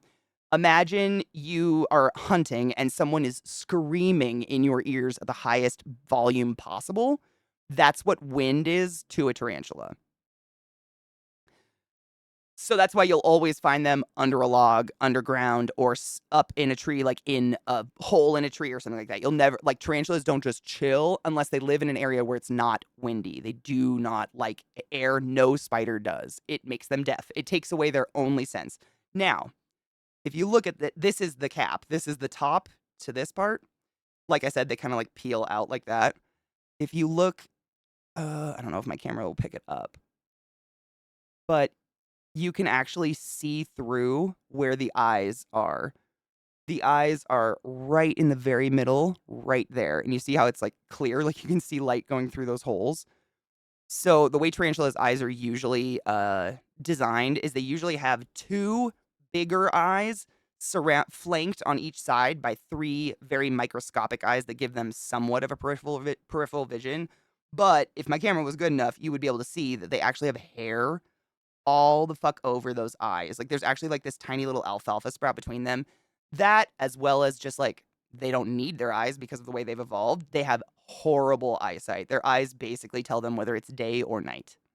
That's it. They do not rely on vision at all. They rely completely on the sense, sound, and air, basically. Does that make sense? It's crazy. But yeah, I don't have a molt by her. She's one of the most rare species. Unfortunately, because of that, one of the most poached. There's actually another reason why I'm really stoked she's a female. There's a huge movement within the tarantula hobby to domestically breed these because the more that we have domestically bred, the cheaper they get, and the less, you know, the less profit smugglers make off of stealing them out of the wild and fucking smuggling them. You know what I'm saying? And that's basically what's happening. Like, you can most tarantulas, if you get one as a baby, they're gonna run you like free to $25. This one was $90. That's just the vast difference, and it's because they're super, super rare. They're critically fucking endangered, and people poach the fuck out of them because look at them. I mean, this is the molt, my dudes. This is the dead skin, and it's that vibrant. Let me see if I can put the light on it. You can see. I wish I could flip it because one of the coolest parts to me, anyways, and I feel like a lot of people don't get to see that because photographs of tarantulas they always do the tops like this. The whole underside of them is looks like an oil spill. It's rainbow. And it's part of their defense mechanism. So one way that a tarantula like this that can't kick its hairs off, if it's pissed at you, like biting is last resort. They know that no matter what, even this one, they can't take down me. Like they know that inherently. They will bite only if they think they're literally going to die. That's it. Like that's the point that they bite, period. But their biggest defense mechanism is actually what they'll do is called a threat pose. They pick up the entire front of their body like this, and they expose their fangs to you, and then they will slam those feet as hard as possible back down on the ground and make a thump sound. And they'll do that over and over, just like exposing these fangs. But if I do that, you can kind of see that rainbow sheen on the feetsies. See like that. It's so fucking cool. But that's the view I usually get of my spiders because like they're on the walls. Is that rainbow and see that bright ass blue? And you can see the difference between that and the top. So that's her defense mechanism. That's all she can do other than run. Like running is always going to be number one. But if she's cornered and really feels like you're going to fuck her up, she'll do that. A lot of my African tarantulas do that because they're the same. They're not the same, but they can't kick their hairs off. So they do little threat poses. But isn't that fucking cool? This was worth it, right? I got real stoked when I saw this. What a lot of tarantulas will do because they're super thirsty when they molt is they will actually kind of suck the moisture out of their molts. Like what little there is. And in the process of doing that, they destroy their molt. They literally like shred it. Which is fine. I mean, if they get to it first, that's their prerogative. It's their fucking skin. But she was in a totally different part of the cage, so I was like, oh, I'm gonna get it. I want that leg to bend.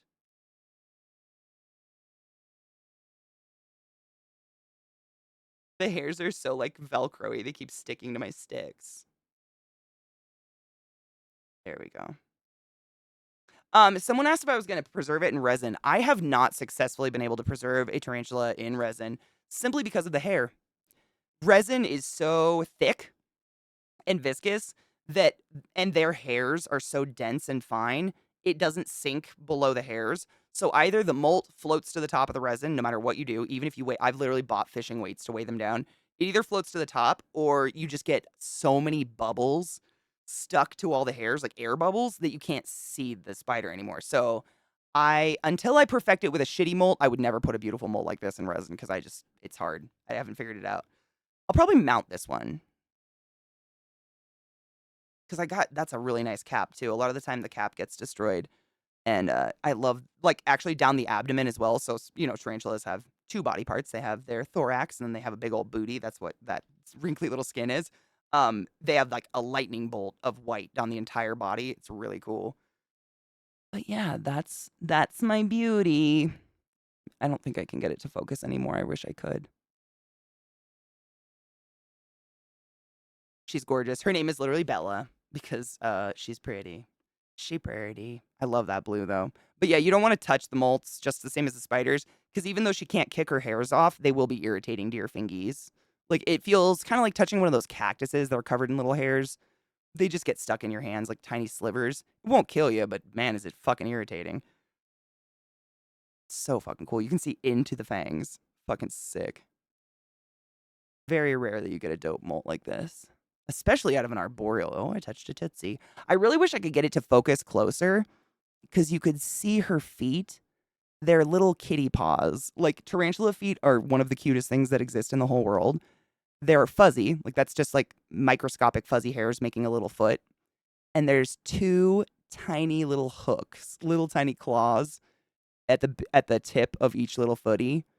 And that's kind of how they move around. And they, like, if you look up a macro shot of a tarantula foot, that's literally what they look like, as a tiny cat paw, and they're fucking precious. That they look like toe beans. That's exactly what they look like, as little toe beans. It's just these webcams are not meant to do that, unfortunately. Cool, huh? Imagine seeing that in the wild, my dude. I don't even know what I would do. Nature's cool. Anyways. She does. She has black little tootsies. I know. Her little black foots. She does have little shoes.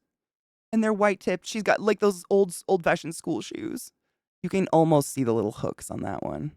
And that's what kept hooking to like my stick when I was moving it. They're so tiny. Like those hooks, they can't do any damage. It's literally because she's an arboreal tarantula and she has to climb. But they're very sticky. So they stick to literally everything. Pretty fucking cool.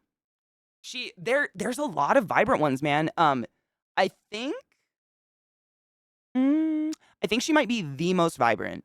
I mean, the biggest of the vibrant is what I was gonna say. Sorry. I think so. I've got a lot of blue tarantulas. I've got Pteranopelma sazami. I've got the Dolichothele diamantinensis, whatever. There's one other blue species that I don't have. But both of those two other species are from Brazil, and they're way smaller. They like max out at like 3 inches. She's actually, we could measure her. I haven't got to measure her in a while. Where's my ruler? It's really hard to measure an arboreal species because they're always like.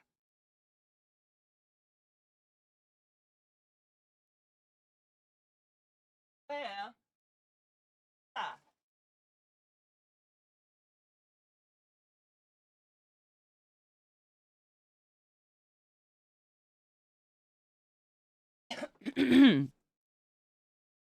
Oh, I love Versicolor. I don't have a Versicolor, but I have a cool, oh, what is she? She's Vile. Vile Mo is her name.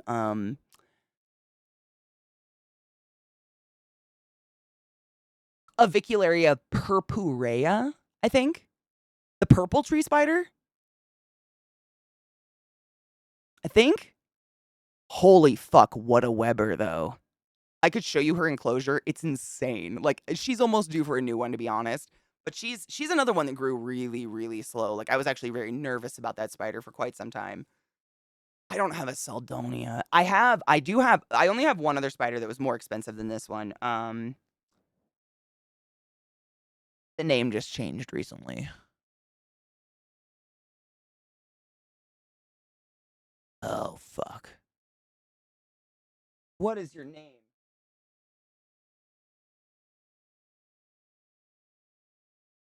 I want to say it's like Ornithoctininae species Mindanao or something like that. It's one of those ones where it's like species and then an island, and I think it's Mindanao, but it changed recently because they misnamed it. It's a new one, but that one was like 100 something bucks. That was pricey. But the way you measure a tarantula is you measure them from a back diagonal leg to a front diagonal leg, not pedipalp. Pedipalps, not legs. Legs, not legs. And that's so if you ever hear someone say like this species gets up to 4 inches, that's what they're measuring, not the body. She's about 5 without smushing those legs down. She's about 5 inches across, and I think they get max like 6, 7.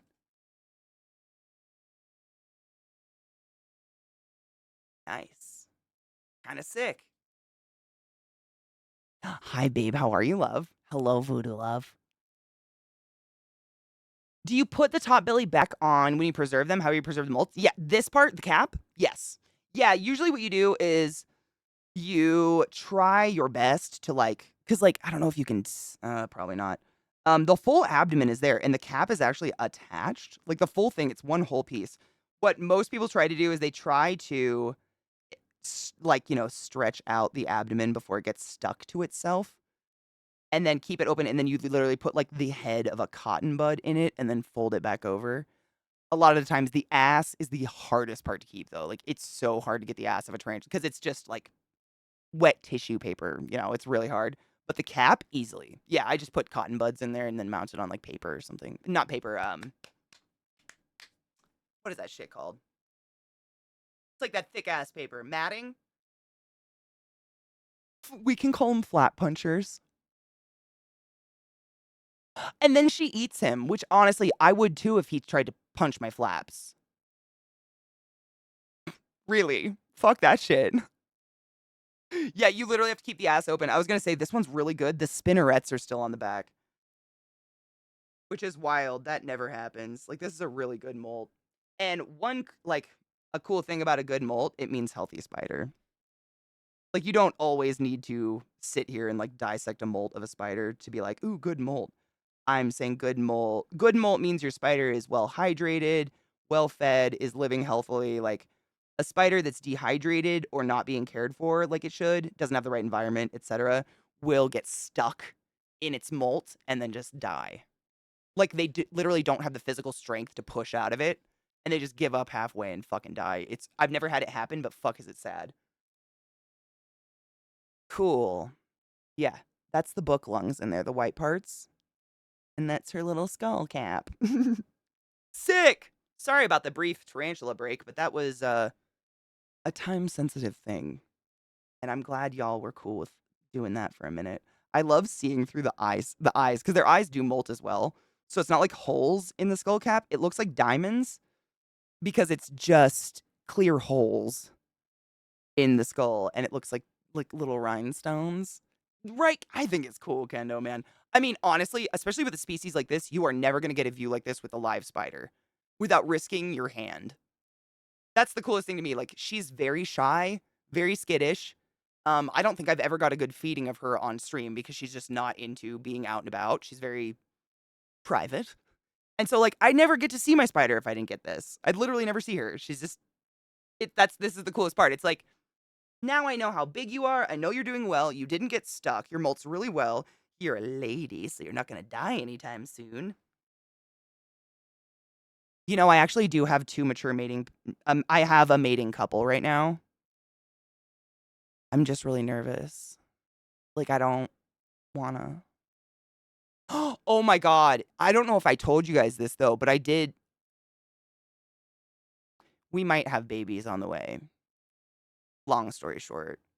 I don't remember. This happened off stream, and I don't remember. I was so, fucked up about it. I don't know if I said anything the next day, but y'all know behind this display, I have a giant enclosure that has a communal tarantula pod in it. There is one species of tarantula in the world that we know of that chooses to live communally. So you can go to this island off the west coast of Africa called Sumatra? No. Yeah, Sumatra? Yeah. Yeah, Sumatra. Sorry, my brain knew it and then really questioned itself for a few seconds there. That was weird. Sumatra, and pick up a log, and instead of finding one tarantula, which is what you will literally find all over the rest of the world, because tarantulas are very isolated, they don't live together, they just would eat each other, you'll find hundreds. They choose to live together. No one knows why. It's a really weird island. Every tree on this island looks fucking weird. It's very unique. And these tarantulas are really unique. They have a jeweled, that's another blue tarantula I have. They have a, what is it? It's, like almost a silvery beige gray, taupey body, and then this color blue, like, legs. But I have 4 of them living behind me in a giant enclosure. And this was maybe 2 or 3 weeks ago. I came out here at night for something, and tarantulas are nocturnal for the most part. And so I never see them. They're usually hidden, but they were all out crawling on the walls, very like arachnophobia style. And I saw 2 of them really close together. And even though they're communal, they don't like snuggle or anything. They just like they actually help each other take down food. So if I put a roach in there, all 3 will go on the roach at the same time, but won't fight each other. It's very weird. And I saw 2 really close together, and they were fucking mating. Like, actual tarantula mating. Boy had her legs up, and he was like, "Pop, pop, pop," and I just sat there like and it was like a few seconds, and then she pushed him away and went on her way. She did not eat him, and I'm just like, it's an African baboon tarantula species, my dudes, and I might potentially have hundreds of little ones on the way. Like, what do? It's gonna be in a few weeks. I'm literally gonna have to seal that cage, just out of nerves, because it's a reptile cage. You know, it's not. There's no cracks big enough for a tarantula to get through, but baby ones. No thanks. I love this song. Scott Pilgrim's a great movie. I know Spuds. I don't even know. I haven't even looked up how many they have at a time. I almost don't want to, like, just out of fear. I've had a few tarantulas lay egg sacs without being mated. Tarantulas will have dud egg sacs when they're sexually mature. They'll lay them, they'll protect them for a while, and then just eat them. But yeah, I do have a couple mating couples that are both sexually mature. I'm just nervous because chances are she's gonna fucking eat that boy. Or rip his leg off, and then I'm gonna have to kill him or something. Like, I don't know. It makes me scared. It's okay. It's not the scorpions because they're not deadly. That's literally the only difference, though.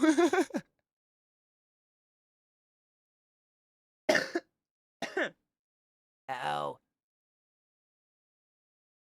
It is. It's very exciting. And, like, it'd be a sweet dollar. You know what I'm saying? Like, those aren't cheap. I think those are actually $90 a piece usually. So if I had hundreds of them, like, I could make some sweet money. But also, do I want to individually care for and cup hundreds of tiny African baboon tarantulas? Does anybody want one? I literally hit up, oh, fuck. I almost said Boatman, and now that's all my brain can think of. What's his fuck? The other streamer who does tarantulas. You guys know who I'm talking about. Help me. But Bike Man. Jesus Christ. I even hit up Bike Man, and I was like, dude, my tarantula's mated. In a couple months, do you maybe want a spider? And he was like, that's an African baboon species. Aren't those crazy? And I was like, not these ones. They're communal. Take 5. Oh, Queen Freak. Oh, you weren't around during the scorpion incident. I've been a grandma times 1,000 already. Oh my god. I have I had 3 alligator back scorpions, otherwise known as the Hottentotta species from Africa, which are considered a hot species, which in the hobby means deadly. If something is considered a hot, it means it has the potential to kill you. And I had 3 of them, but I had no intentions of mating them or anything. I am not afraid of a poisonous bug because I'm not going to handle them. I know how to. I've kept lots of venomous things. Like, I'm experienced, is what I'm saying. Don't go fucking doing this shit. Literally, I had to get my license and sign a waiver. This is not a light thing. But I had 3 of them, but the problem was they showed up pregnant. And the cool thing about scorpions is they can hold on to sperm and self-fertilize as many times as they fucking want. And every time they have babies, they have 40.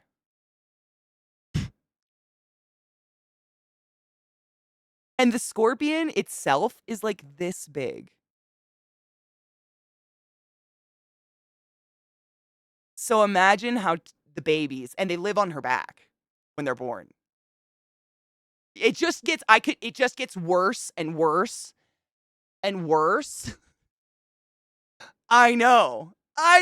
It was so many streams in a row of me just sitting here with all the baby scorpions. Like, guys, I had to do, Like, I spent weeks individually capturing the babies and putting them in cups, and I would my thank fuck, I'm really fortunate to have a few different locally owned, like, exotic shops around me. Shops that sell things like black widows and alligator back scorpions, things like that. So they took them off my hands, thank fuck. You don't make money off that kind of shit. Like, they literally give them away for free because those things are so prolific. Whereas a tarantula, the babies are expensive because a tarantula usually has to live, sometimes 15 years before it's sexually mature. So a person breeding that tarantula has put in a lot of fucking work and money and care into getting that thing to the mature size. So you're not just paying for the tarantula, a little egg with legs, you're paying for all that fucking care behind it. Those scorpions, there was no care. I was just a grandma on like the scariest fucking level. I still have one of those scorpions and she hasn't had babies in over a year. So I'm pretty, as far as I know and as far as I've read, that means she's done. She's alive. I still feed her and stuff. She's fine. But she hasn't had babies. So, like, I'm over it. No, scorpions are super easy to take care of. Arguably easier than a tarantula, to be honest. The only thing that, I mean, I don't keep scorpions because they're really short lived. They tend, like, I don't, most scorpions live 3 to 5 years on average. Doesn't matter what their sex is. They're just kind of a more, and probably because they're so fucking prolific like that, they don't live very long, which is sad. And that's why I like my big old ladies. We love our ladies, like Steele said. Like, I don't care what your genitals look like, but when it comes to tarantulas, I just want my pet to live more than 2 years. I hate boys. I could show you a male tarantula. They're fucking ugly and horrible. I have like 3 right now. I don't like them. Gorg, do you want me to lie to you?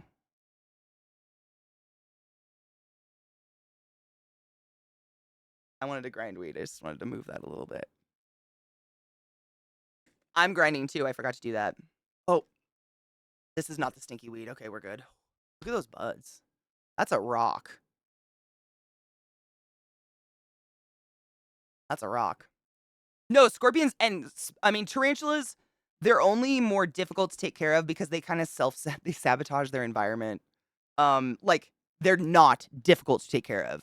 I just have to emphasize that. Like I own like 48 tarantulas and I pay attention to them maybe once a week. Maybe. And they would probably prefer less. Like they're low fucking maintenance. A tarantula wants less attention than a cactus. That's a very common saying in the tarantula hobby. But tarantulas, like we were talking about their lungs, the book lungs and shit like that. So for instance, everything needs water, right? Everything needs to drink water. But every tarantula I have will fill their water bowl with dirt every single time I fill it with water. So you're constantly fighting it like, bitch, you need water. And they're like, but I'll drown. We watched it one time on stream. We rehoused my Aphonopelma calcodes. Nana is her name. We rehoused her on stream one day, and I gave her a whole new enclosure, and it was so exciting. And she immediately started digging and filling her water bowl. And so I just put my camera on, and we watched it for like 2 hours. There's a clip out there somewhere of it. 2 hours of her just dig, and they use their pedipalps. They use their little arms like a bulldozer, get a bundle of dirt, waddle over, dump it in the water bowl. I watched her. And it's like, I have to water you, though. So a scorpion won't do that.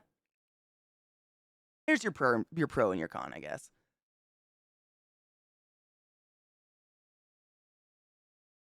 Cheers, Bobo. I'm meeting you in a minute. I ground up bud last night that was so sticky I had to clean my grinder. Oh my god. That was that smelly weed that I ground yesterday. This is almost impossible. It goes because it was so gunky. Yeah. Actually, they say not to do the sponge. The tarantula will not drink out of a sponge. That was one of the very, very first things I learned, actually, when tarantula keeping. That's so interesting you said that. I've completely forgot that we even used to do that. That was really common to use a sponge, like, for an insect or a reptile or something like that. But yeah, there's a lot of tarantulas, I guess, died because they don't know to, like, normally tarantulas drink by kind of just, like, sipping the dew that accumulates on their body in the morning. So the way I treat most of my, like, especially my dry species, like, I have a lot. I have a few tarantulas that are like desert species, so they literally just live in sand and don't want anything to do with water. I missed them. I like missed the enclosure, and that's all they want. They're good.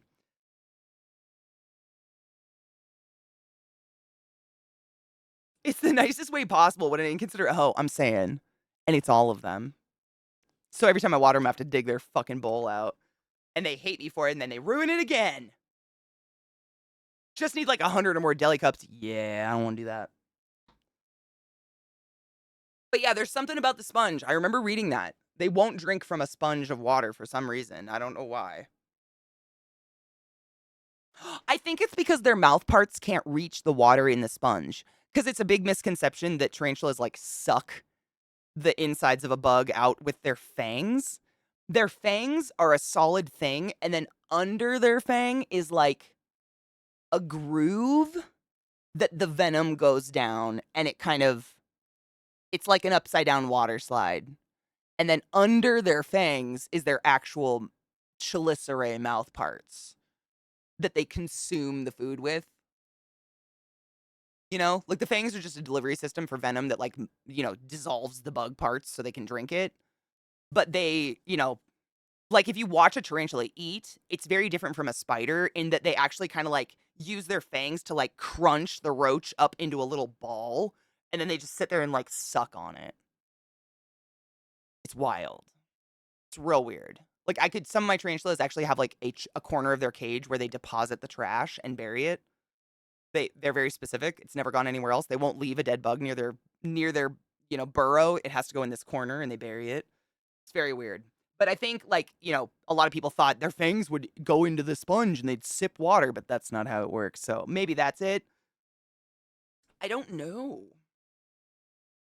For trash, I have one like that too. They're my favorite. For the longest time, I thought her roaches were drowning. No shit. It was Nana.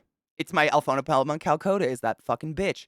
For the longest period of time, I would throw a roach in there. I'd see her get it, but then it would be drowned in the water. And I was like, are they crawling into the water and just fucking dying? Like, because bugs are stupid and they will. They'll just drown themselves. So I thought she wasn't eating. I was getting real nervous. I was like, fuck, all these bugs keep drowning themselves. She's never going to get food. And then I watched her do it. And I was like, you fucking bitch. Watched her carry a carcass and just tuck it into the water bowl. Fucking whore. Cheers. To turn, catch, and kill them, dude. How come Kevin can't do this with roaches? She'll just catch them, not kill them, and drop them? No shit. My dogs catch anything and kill it. Dude, no shit, the other day, Knives, they were acting like there was a mouse in the yard under, like, a chunk of tarp that I had out there, and we did have mice at one point, so I was like, "Oh, fuck," and I go to take the tarp up, and it was like a fucking it probably was not this big, but in my mind, it was like a 5-foot bull snake or something. It wasn't a gardener snake, and it wasn't a rattlesnake, but my dogs lunged for it like snarl, and I swear it was like millisecond. I grabbed that snake's tail and just flung it as hard as I could to the other side of the yard. I knew I wouldn't have done that if it was a fucking rattlesnake. I'm not an idiot. I've fucked with snakes my whole life, so I'm pretty aware of what a rattlesnake looks like. And but they will kill. Like if a cricket gets out, like of a cage, of something I tried to feed it to, they'll find it and they will. I watch my dogs. They act like a cat, like pop, pop, pop, pop, with their feetsies. Oh yes. I just have to clear my desk. Sorry, there's a lot of shit on it now. She does. She puts them. Oh my god. Nana learned from the Italian mom. She put them with the fishies. Tom, sharks are amazing. Have you ever seen a Bask shark? Do you get dubia roaches and crickets? Yep. It's what I've read is like the knowledge I have accumulated thus far on feeding spiders and stuff is that the more varied the diet you give them, the better off, kind of like a human. Like you don't want to just give them crickets all the time or just dubias all the time. So I try to mix it up. Sometimes I'll do hornworms, sometimes mealworms. However, mealworms, hornworms, waxworms, basically any worm is the least nutritious of all the bugs. Crickets and dubias, as far as I know, have the most like diverse nutrition they're gonna get out of a meal. But I try to vary it. Like sometimes my pet shop will have silkworms. I'll grab those. Like I try to vary it just to give them a different. Some of my spiders straight up don't like certain bugs though. Like Nana, she won't eat a worm. No worm. No waxworm, no silkworm, no nothing. She fucking hates any worm.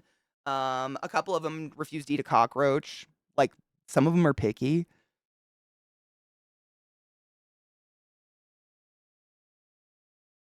I'm gonna see if Kevin will kill voles. Oh, I don't see why not. Spiders, snakes being tossed around, I'm never visiting. Oh, David. I mean, Colorado has a lot of big bugs and spiders. People talk about Australia all the time, but America's got some big scaries. Actually, just this morning, where do I put you? So I'm not gonna hit you while we play games.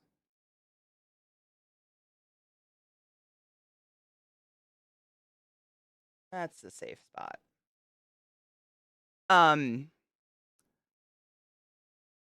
Oh, just on my last break, I went outside with the dogs and a fucking tarantula hawk almost landed on my tit.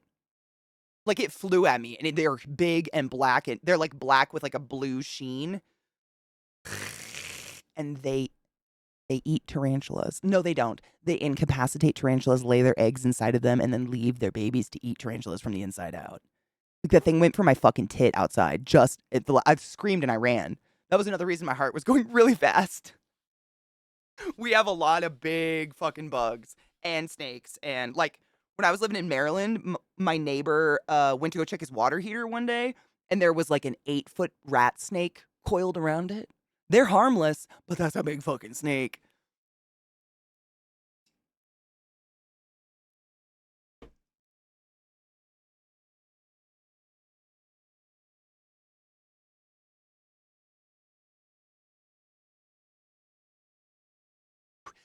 Bezabelly. I am that way too. That's me with, like, deep ocean shit. It scares the crap out of me. But, like, watching someone be, like, fascinated and interested in it makes me less scared of it and makes me kind of interested in it. Like, I'm still not going to go hang out with Bask sharks, but I'll respect them more. You know? I get that. Totally. Like, I'm not one to, like, snuggle a spider. I know that's crazy to say. I do not handle my tarantulas. I don't think anyone should handle their tarantulas. It's really, really dangerous for you and the tarantula. They don't like it. They don't get enrichment. And there's no point. If a spider fucking lands on me in the woods, I'm gonna go, what the fuck? And swipe. I'm not gonna be like, ah, you know? They're like a fish tank. That's literally, they're fish tanks without the water changes, which is great. The bird smelled, oh my God, Donna, have you never seen a tarantula hawk? It's not a bird, it's a hornet. It's a fucking, like, I think it's a wasp. Correct me if I'm wrong, guys. Tarantula hawk, is that a type of wasp? Oh my God, knives. I just had the most disgusting mental image of, like, bees coming out my nip nops. Oh no. Oh my God. Absolutely not.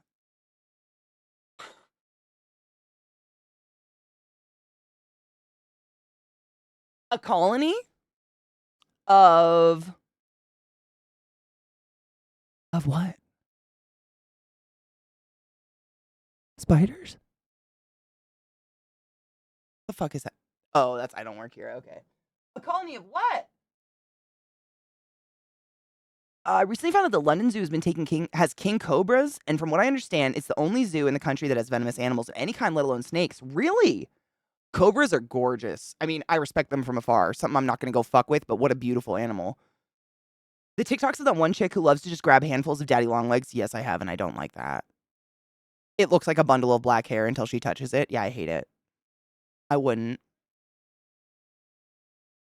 Mr. Fox. I don't know. I mean, they're harmless. They just give me the EBGBs because I'm afraid of the ocean a little bit. You want to see one? We have to take another break before we jump into the game anyways because I spent too long on my fucking tarantula.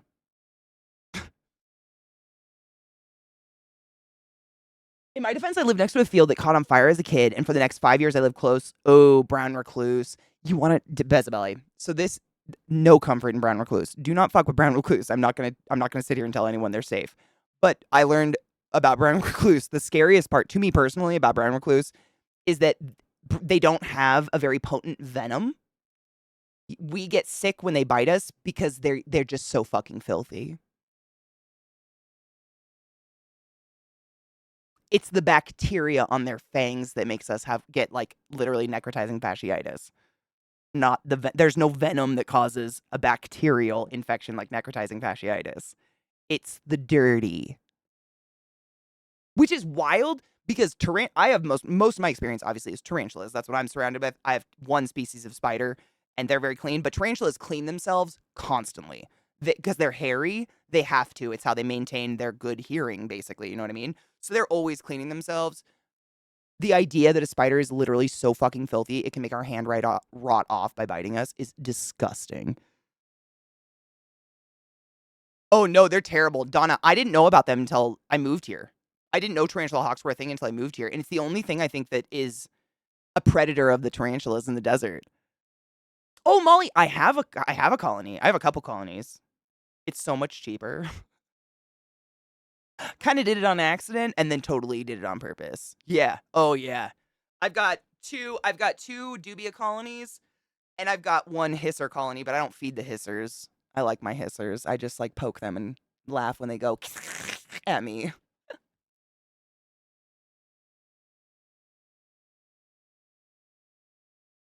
A bird killer insect or bird killer? Oh, you mean the bird-eating spider?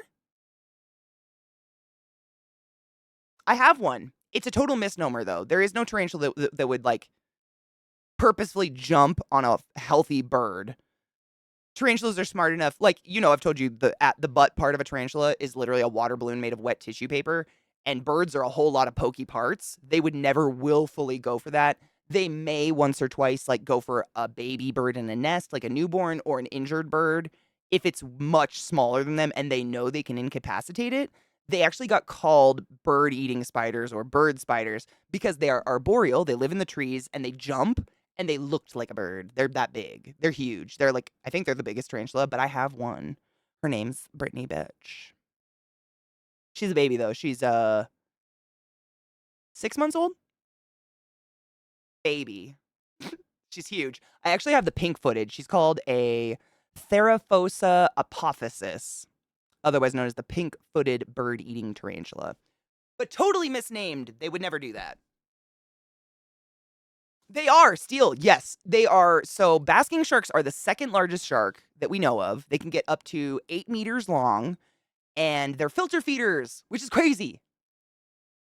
They literally filter feeder. They eat krill. Like, why do the biggest, scariest things eat microscopic bugs? Still scares me. I'll show you before we go. Hold on. Well, not go, but, you know, quick break just so an ad doesn't run over while we're hanging out in the game. It's not comforting at all. Was it not? Shit. A tarantula hawk is a spider wasp, there we go, that preys on tarantulas. Tarantula hawks belong to any of the many species in the genre Pepsis and Hemipepsis. I wonder what Hemipepsis is. I wonder if that's different body segments. Mm-hmm. Yep, Goliath. I own one. Yeah, she's beautiful. I love her. Big eater. I mean, if you want to see a spider eat, she will always eat. Like, she's one I have to watch myself overfeeding. She will eat. She'll eat all day, every day. She's a fucking eater. Big ol' hair kicker as well. Yeah, I mean, she's like, the only reason I got her was in a trade. So whenever one of my tarantulas molts out to be a male, I try to find someone online that needs a male, like is looking to breed, because otherwise they're just gonna die with me, and that just seems really sad. So I'll ship them off, and some people insist on a trade. Like, everybody has a bunch of tarantulas. Anybody in the tarantula hobby usually has a ton, and I don't want any money for them, so they'll be like, let's trade. And this guy had baby Theraphosa apophysis, and I was like,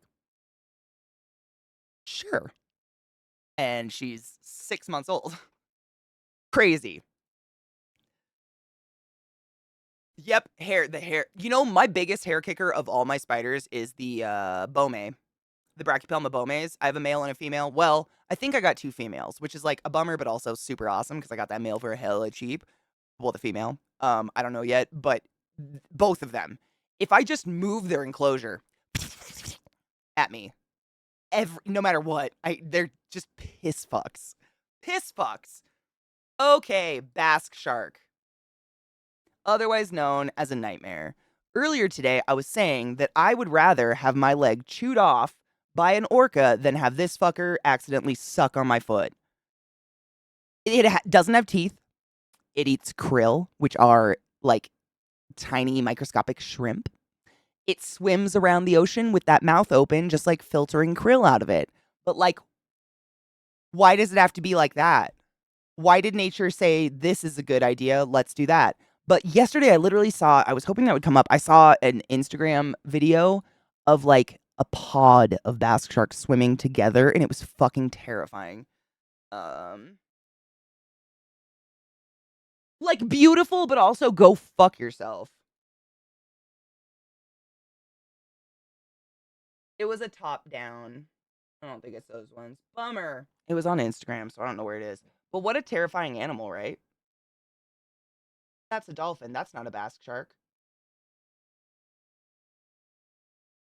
Show me the shark. Oh, look at that. Are you fucking with me?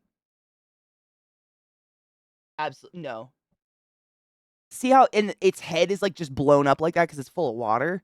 They're harmless, but like absolutely not. No.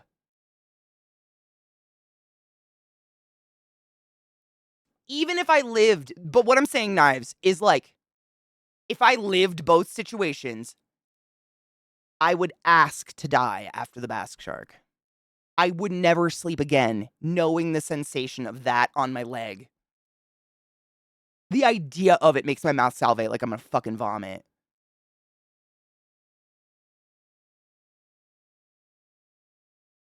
I'd rather lose my life. Like, that is my word. I just can't. No, absolutely not. That being said, I totally swim with one, but I will never sleep again. Like, I would still do it because I'm reckless and stupid, but like, I don't want to. It's the same with any of those like eels with the giant mouths. There's all those deep. It's I don't know that big fucking gaping maw that can accidentally swallow me makes me super nervous. I don't know. I'm a pussy. I've never had an instance in the water that was negative. I don't know why I have this. I like to swim, but those things can eat my ass. It scares the crap out of me. How was the beach BDO? Did you wear sunscreen? Oh my god, Queen Freak. That's what I'm saying. The video that I saw, I wish I could find it. Hold on. I'm going to keep searching. It was a pod of them, like the tops of them. They swim at the I don't have any answers. I just wanted this one that I saw because it was really cool. And it was a cool top down because you could see how their head like blows out from just keeping their mouth open. They're fascinating animals. I just don't want to ever be near one.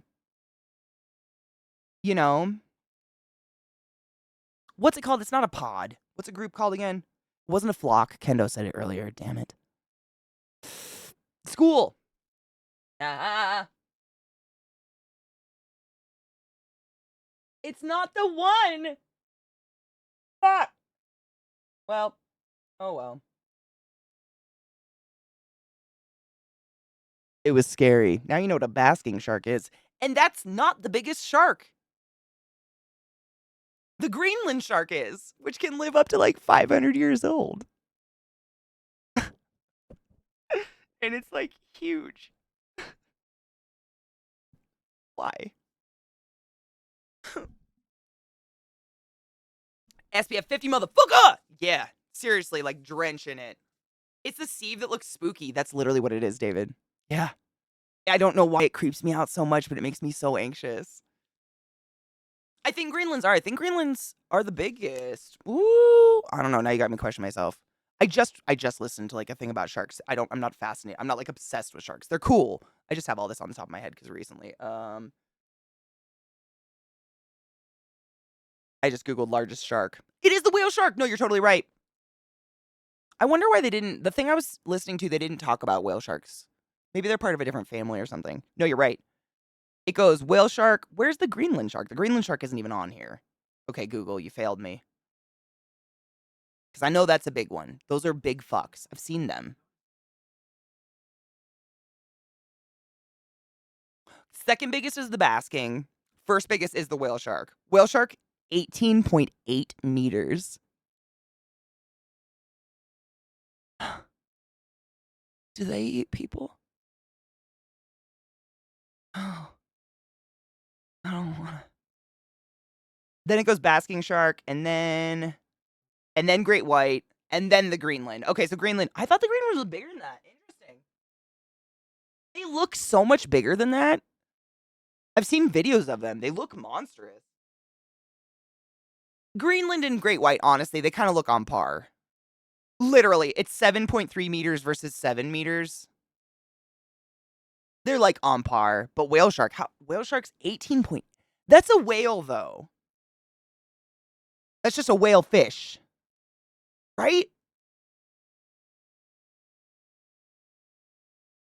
Oh, good. I know you know better, BDO. I just got a mom at people about sunscreen. Someone said it a long time ago in chat. I've just like embraced it. When I tell people about sunscreen, it's my way of saying I love you.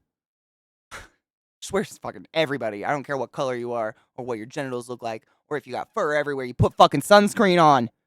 Stay in the shade. The sun is the devil. In not the cool way. I am not the sun, I am the light bringer, and that's different. Fuck, read a book.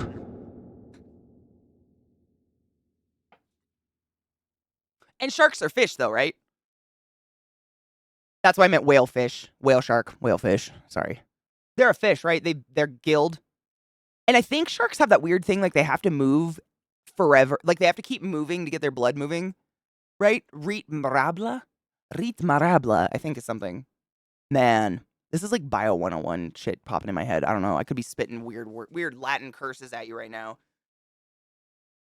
Yeah, if they don't move, they'll drown. Yeah, I think Rit marabla is like the word for it or something. It's very interesting. Oh no, they're not plankton eaters. That was a really nice way of telling me they might eat me. But are they filter? Wait, are they filter boys though?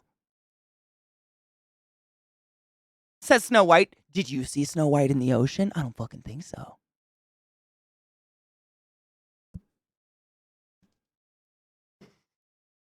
She knew better. Fuck that. They have gills and are made of cartilage. Oh, and that's why they have to keep moving. Interesting. For some reason, sunfish are spooky. I think because they can't do anything to me, they don't scare me. Like, in my head. Anything that has a giant mouth, it wants to eat me. I know those are filter feeders, but like in my head, I'm like, it's gonna suck my leg off.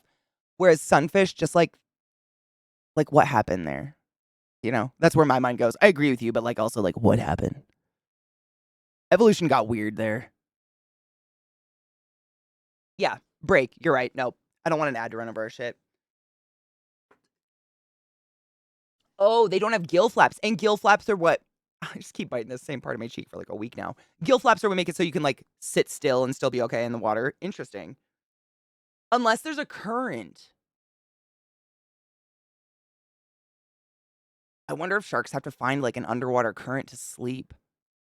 Weird. They're kind of gross, right, Steel? It's like something went wrong.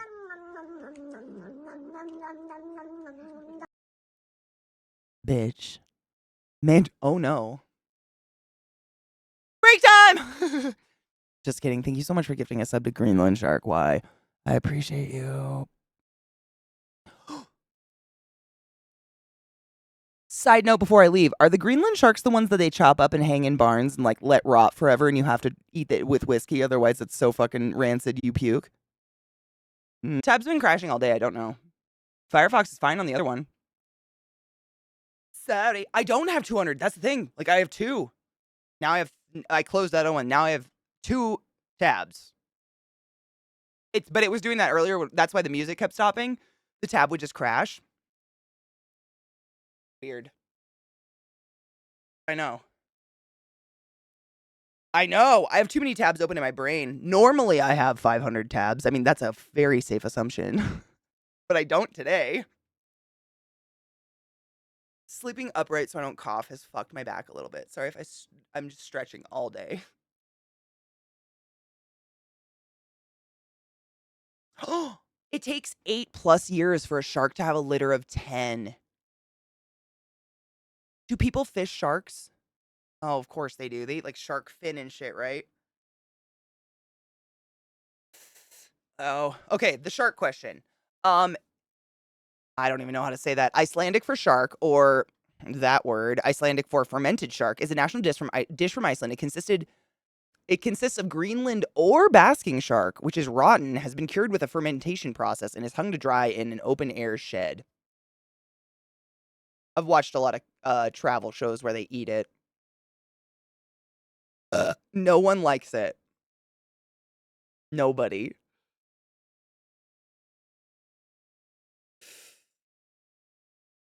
I mean, I'd try it. I'd try anything once. But I've watched, like, Anthony Bourdain and Andrew Zimmern both have tried that shit, and both of them were like, wow, you have to have vodka. That's the most vile thing I've ever put in my mouth. And they've tried, like, everything.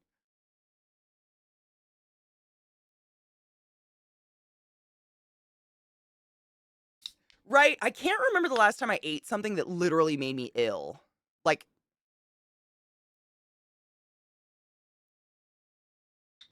I'm not too picky. The only things that really get me are weird textures, but wow, I cannot remember the last time I ate something that literally gave me, like, a visceral, like, reaction. Shark, it's similar to, skate, right? Lars, I think there's places in the world where they eat skate, which is it's like a little stingray, looks like a little stingray kinda thing, and I think they literally pee through their skin. Like, they eliminate urea just out of their pores, so I think that's why they ferment that shark, so it doesn't taste as pissy, but now it just tastes like a rotted dick. I don't fucking know. I'll try anyone once. Same. I'm just changing categories and shit.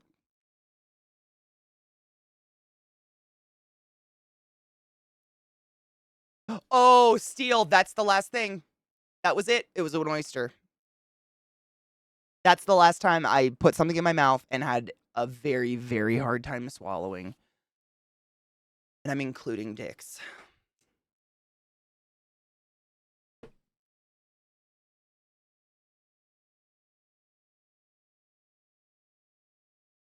Oh, my love, how are you?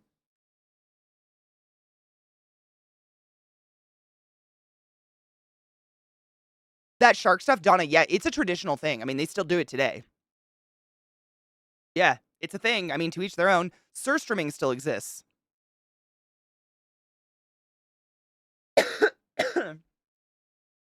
It just was like a loogie, a very overly salty loogie in my mouth. That's all it was. There was no, like, pleasure to it. I felt like I was sipping someone else's chunky booger loogie out of a shell that had been sprinkled with sea salt. I don't get it. To each their own. I like to chew my food. How are you, Elle, my love? Yeah, it's just immediately. It's like when you go and you have like a chunky one and you kind of want to vomit when you're sick. That's an oyster to me. I ate fried oysters as a kid. My grandpa used to make fried oysters and those were dank. I didn't hate those at all. I haven't had them in years, but I didn't hate them. I remember liking those, but a raw one, It was just why? Like, why?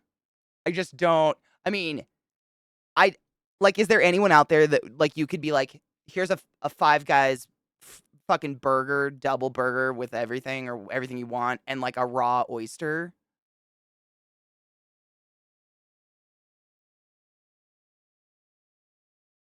I don't know. To each their own, though. You do you, boo boo. Eat that shit. I'm good.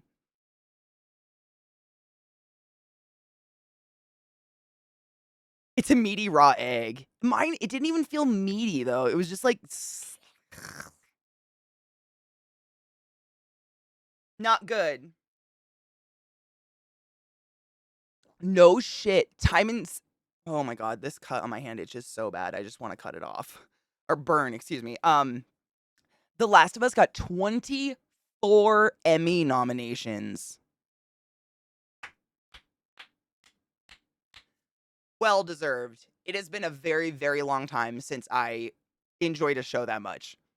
That show's phenomenal. Worst fight I ever got into with an ex was due to me saying, "You will eat an oyster, but not that." I was wrong.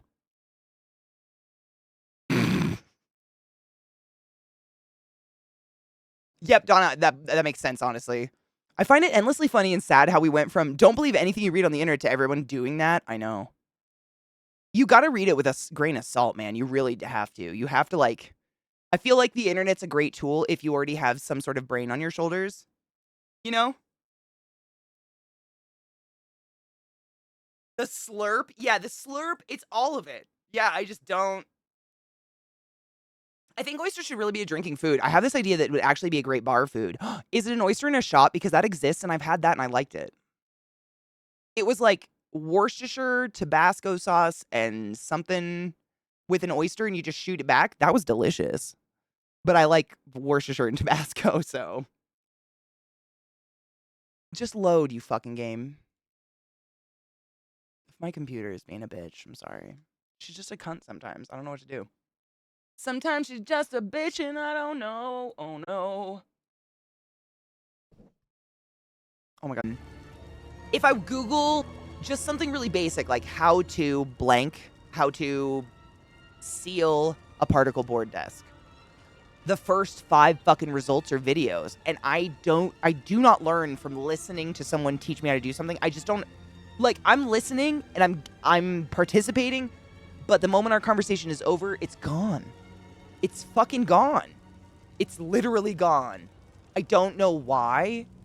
I have to struggle to find someone who just writes the fucking instructions down. Give me pictures and written word, and I learn, but I have to read it 50 times over and over and over and, like, pile drive it into my skull. I don't know if I've run out of room or if I'm just, like, special or if it's head trauma, like, damage.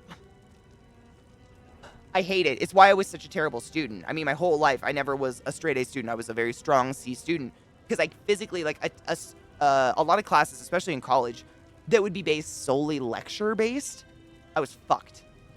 Fucked. I just don't get it. I don't learn. I don't know. My brain goes, butterflies and rainbows.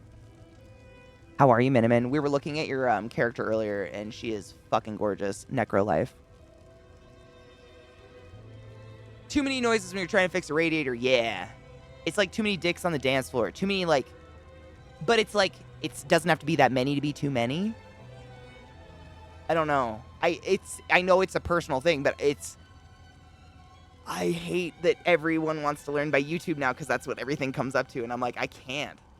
I find myself, if I've found myself in situations where, like, YouTube is literally the only place where I can find the thing I'm looking for, like how to do a certain stitch sewing or something like that. And I find myself having to pause and rewind, pause, rewind, pause, rewind, play, pause, rewind, play, pause, rewind, play, over and over and over and over and over and over and over until I hate that person's voice so much that now I associate the activity with that person's voice and I never want to do it again. It's horrible. Have you ever been reading and you find yourself reading the same paragraph over and over? Like you just catch yourself and you're like, oh, fuck, I'm tired or something. I just live my life that way. It sucks.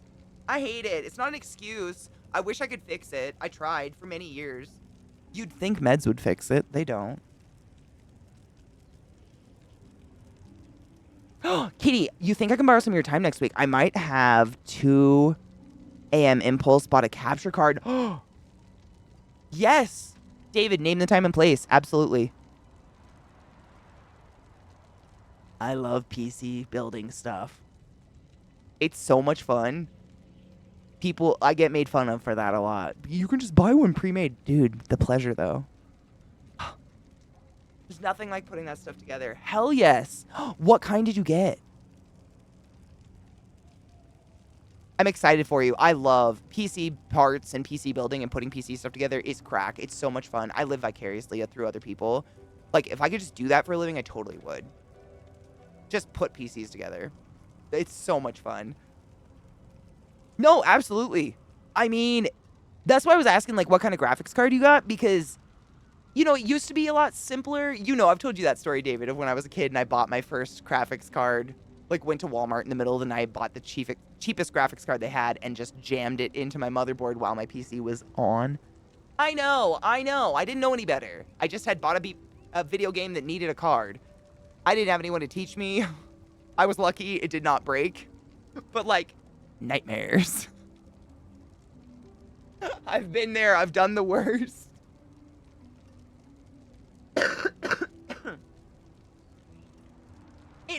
is. Dude, PC building is Lego Technics for grown-ups. It really is. Yeah. It's like your Lego Technics that now do more than just, you know?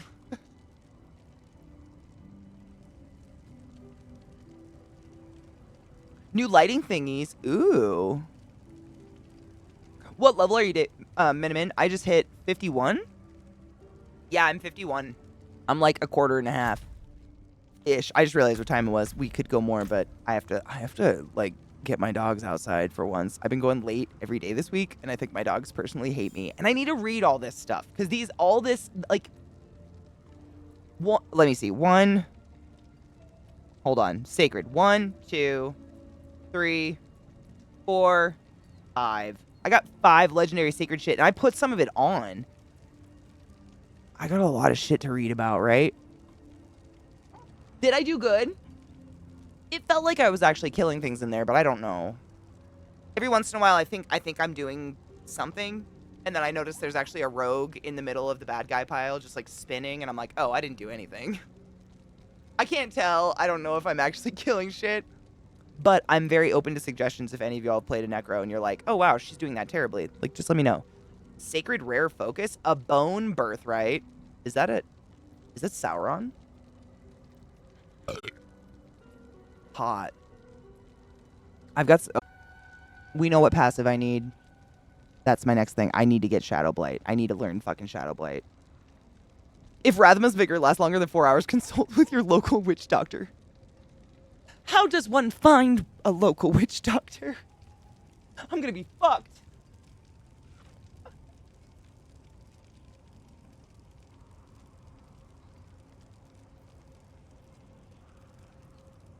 So, asthma. Sorry, there's a dog under me, so I kind of gotta sit sideways. So asthma is basically something that affects the non-conducting airways of your breathing system, meaning your trachea and your bronchial tubes. Basically, the tubes below your vocal cords are going to be affected, but not the actual lung tissue itself, not the alveoli. Now, the asthma will cause other modalities that will affect those things, and eventually those things will get sick as well, but that's not where it starts, and that's not what asthma initially affects. Asthma is kind of one of those things that's a little bit mysterious, though. We don't really know why it occurs in most cases. We don't know why some people can have it as a child, and then it goes away as an adult. We don't know why some adults just randomly develop it outside of extreme circumstances, like gaining an extreme amount of weight over a short amount of period of time, something like that. Like, those are obvious. But other than that, a lot of people develop it at weird times of their life and it just goes away. But basically what it is your non-conductive airways preventing air in 3 different ways from getting to the actual bubbly lung tissue where oxygen transfer occurs, if that makes sense. So there's kind of a spectrum of ways that it happens, but it's essentially spasm of the bronchial tubes, mucus buildup of the bronchial tubes, or collapse of the bronchial tubes. And the bronchial tubes are the branches that go into the pink fluffy stuff of the lungs, you know what I'm saying? The branches and the tubes and the like split, that's all bronchial tubes. Those are non-conducting airways. There's no oxygen transfer in those places. It all happens in the pink fluffy. But if one of those collapses, shakes and spasms, and or has mucus plugs, then oxygen is not being delivered to the lung tissue for oxygen transfer. So what happens when you have asthma essentially is you'll take a very deep breath of fresh, nice air, and you don't feel like you took a deep breath. Like, you're still feeling anoxic. You're feeling like you're lacking oxygen. You take another deep breath, and it won't feel like a lung collapse or anything like that. It won't feel like you're not filling up the same volume. It feels like the same breaths that have served you right for the past X amount of years are not today at this exact moment. And what an inhaler does is like a poof poof inhaler. All they are is a dilator. They help dilate the bronchial tubes open again. So no matter what the modality causing the asthma is, whether it is the spasm, the mucus, or the collapse, it will get around that enough to get you oxygen until we can figure out what's going on. Like if you go to the ER or something like that. So it can be one of those 3 things, and all those 3 things can be caused by almost anything, you know. Allergies, elevation, seasonal exposure, humidity, perfume, dust, dander, name it. It sucks, but literally they can be caused by almost anything. But that is what asthma is. It's essentially your non-conducting airways preventing oxygen from getting to the conducting part of your lungs, and therefore there's no transfer. So you kind of feel like you're suffocating in air a little bit. Some people will feel like they're getting asthma, but they're actually having a panic attack. That's one symptom of a panic attack. Does that kind of make sense? Abso-fucking-lutely. It's important to me for you to be educated if you want to be. Asthma was also kind of my fucking specialty.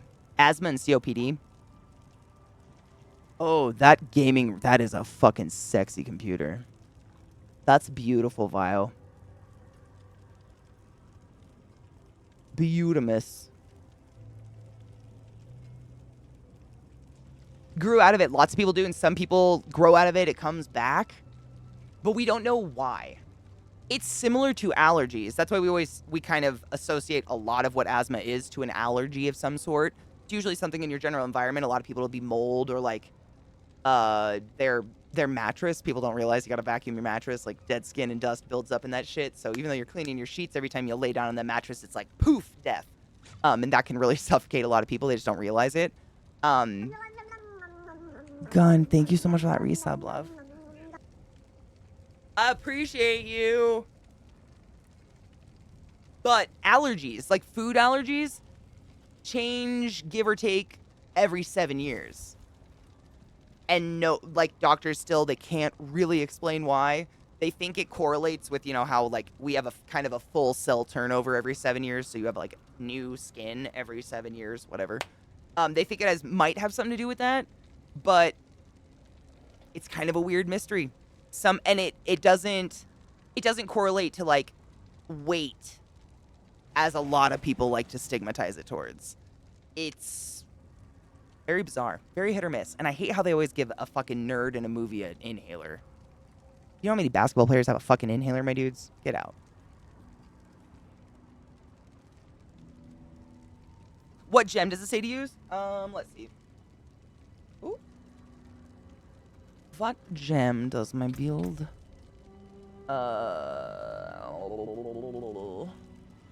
Where did I save that shit?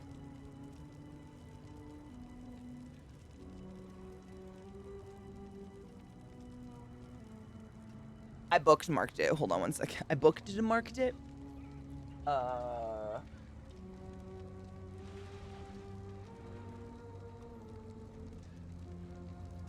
This music is very ominous. Lil fucking scratched my face earlier. What a bitch. What a bitch. I found it. That was quick. That's what she said.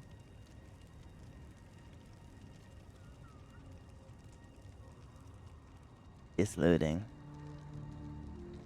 Do, do, do, do. Having a good time. Ooh, cheers. Happy oh, fuck. Do I have a hit? Oh, hold up. I'm topping off for you. You're worthy of more.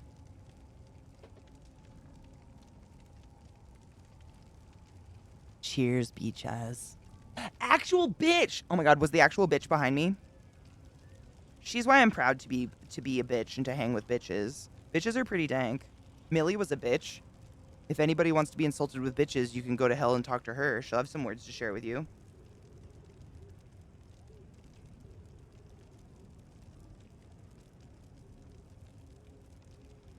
This is a kiwi bowl, oh my god. Cheers. My throat's killing me. Let me see. Where is that? Build. Cheers. Lighter? Okay. Cheers.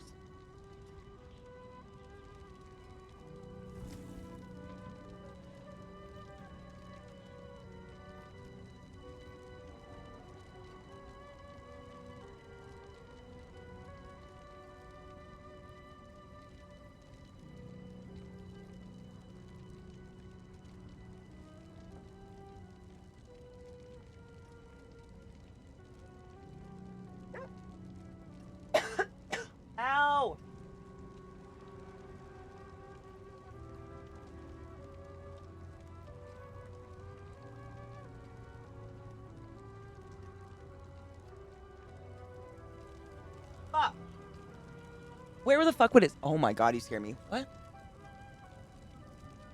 What? No, I'm in a game. Oh, you're good. Where would it say the gem or whatever you were saying? What were you saying? What gem to use? Green tea. Isn't this egg precious? It's my favorite small bong I've ever had in my life. I honestly, like, it hits bigger than most full-size bongs, to be honest. Millie's words to share. They'd either be woof or, like, you know that, I don't want to, like, imitate it because it just sounds terrible and I don't want to hurt your ears, but you know that weird pug scream? It's like...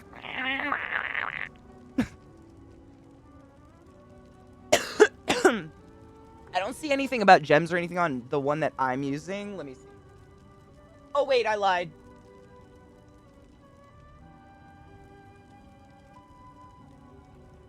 No, I didn't.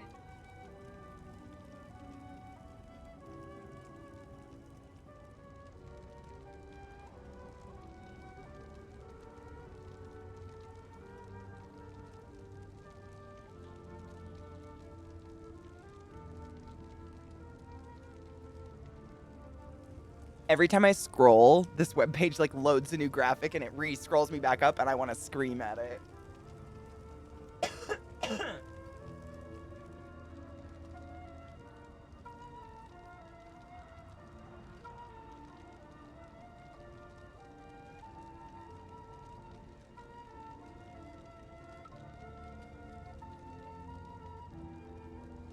I went the right Paragon path, so that's good.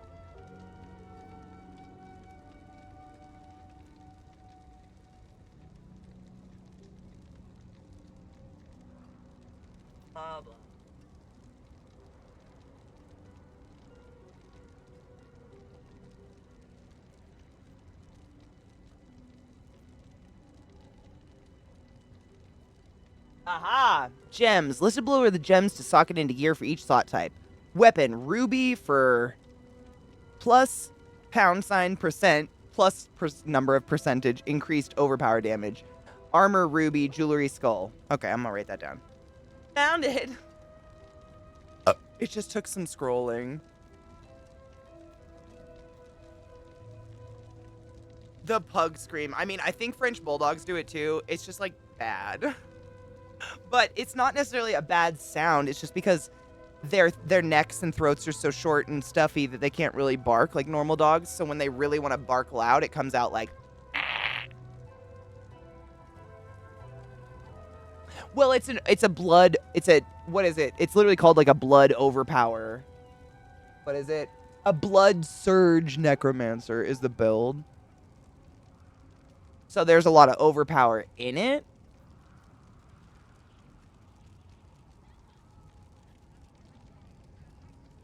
But I don't know. Let me see.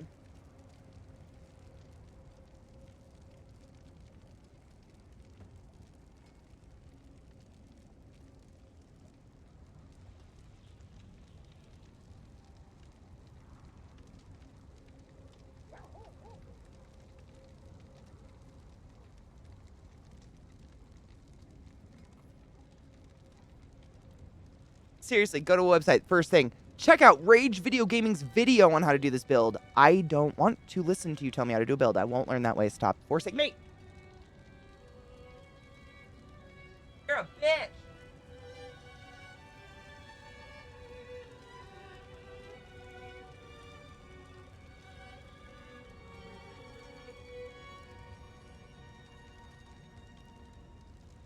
Fuck out of here.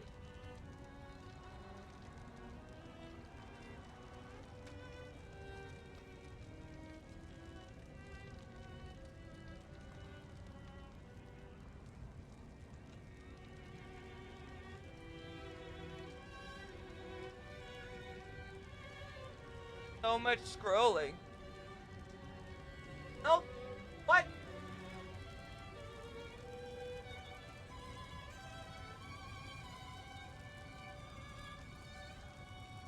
What the fuck?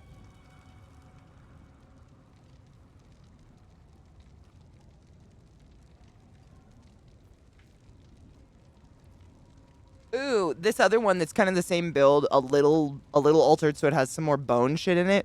Says emerald on weapons, ruby on armor, skull for jewelry. So a mix.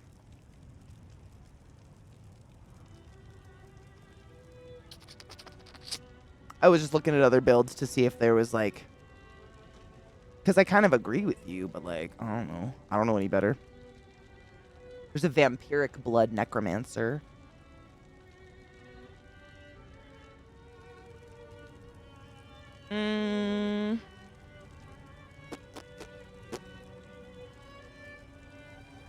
Well, the gems, bitch.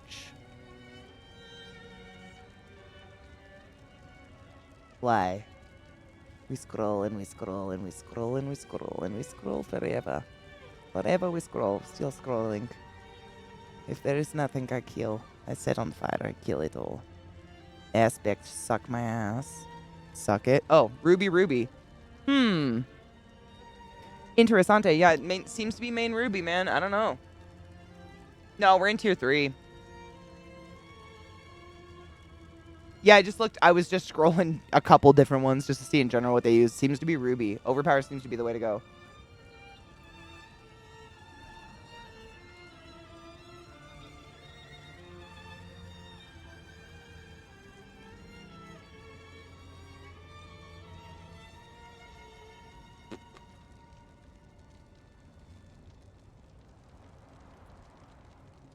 Okay, meet you in condition. Is that where I am? Probably not. Hi, girl. Icy Veins. I think I clicked on that one and it didn't. It like. Hold up. I thought I saw that one. Icy Veins.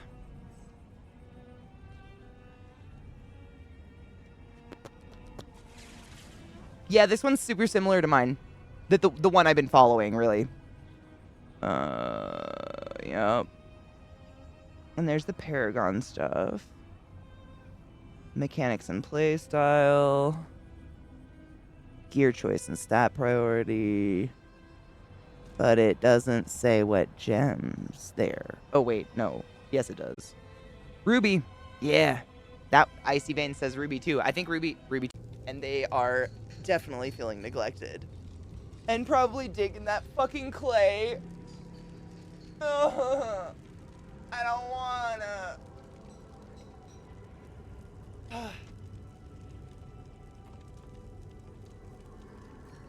Fuck yeah. I mean, usually once I get so sweaty that it's dripping in my eyes and I can't resist it and the mosquitoes are eating me, I run inside. If I see you online, I'll just hit you up. And be like, hey, statues? Feel like some fucking statues? Thank you, Viata, by the way, for reminding me that I talk too much. And thank you to everyone who helps me run this shit. And thank you for telling me I actually did something. Even if I didn't, I appreciate you.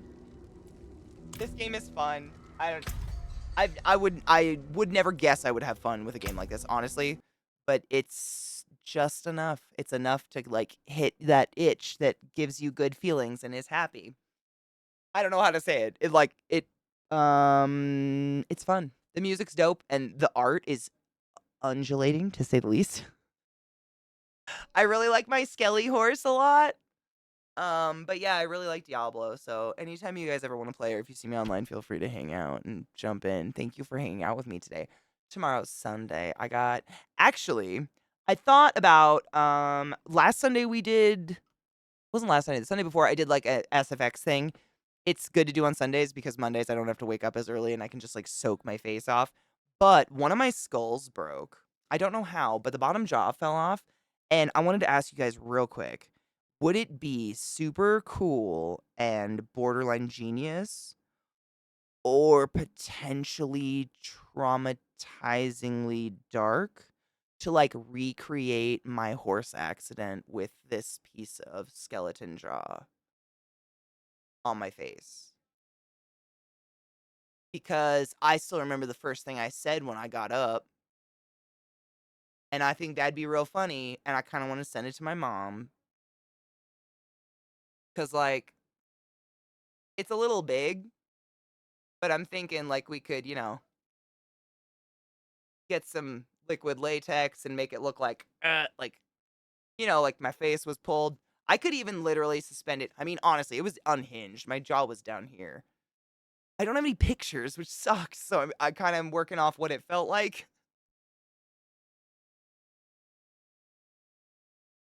Do it. I want to see the flashbacks visualized in your eyes. I kind of do too. I remember so little, but I think it'll work. That's where it hinges, man. Way up there. It's like big but small. I don't know. We'll figure it out. I think it'd be fun to do. I didn't want to throw it away. I knew we could do something with it. It's kind of like I kind of just want to do it because I mean, for real, I was, 12, and my mom told me that I was so angry when she tried to take a picture of the stitches. She told me, she's like, someday you're gonna want to see what this looked like, and I was like, no, and I hid from her, so she doesn't have any pictures, and I don't know where the X-rays of it are, but I know what it felt like. I know the pins are on this side, so it'd be off to this.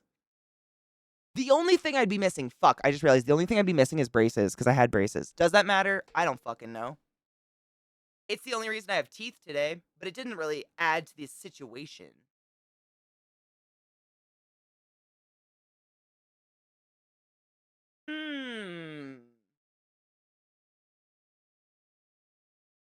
I don't think it makes... I don't think it, like, adds to it, you know? I think no one was paying attention to my teeth. You can make braces, and I know they have false braces and shit like that, but, like, it's a lot of added effort. Noob, you've seen me do my SFX stuff. Like, when I do an SFX stream, I accidentally stream for 14 hours. Like, I don't give up till I'm done, and I don't want to add anything extra if I don't need to. You know what I could do?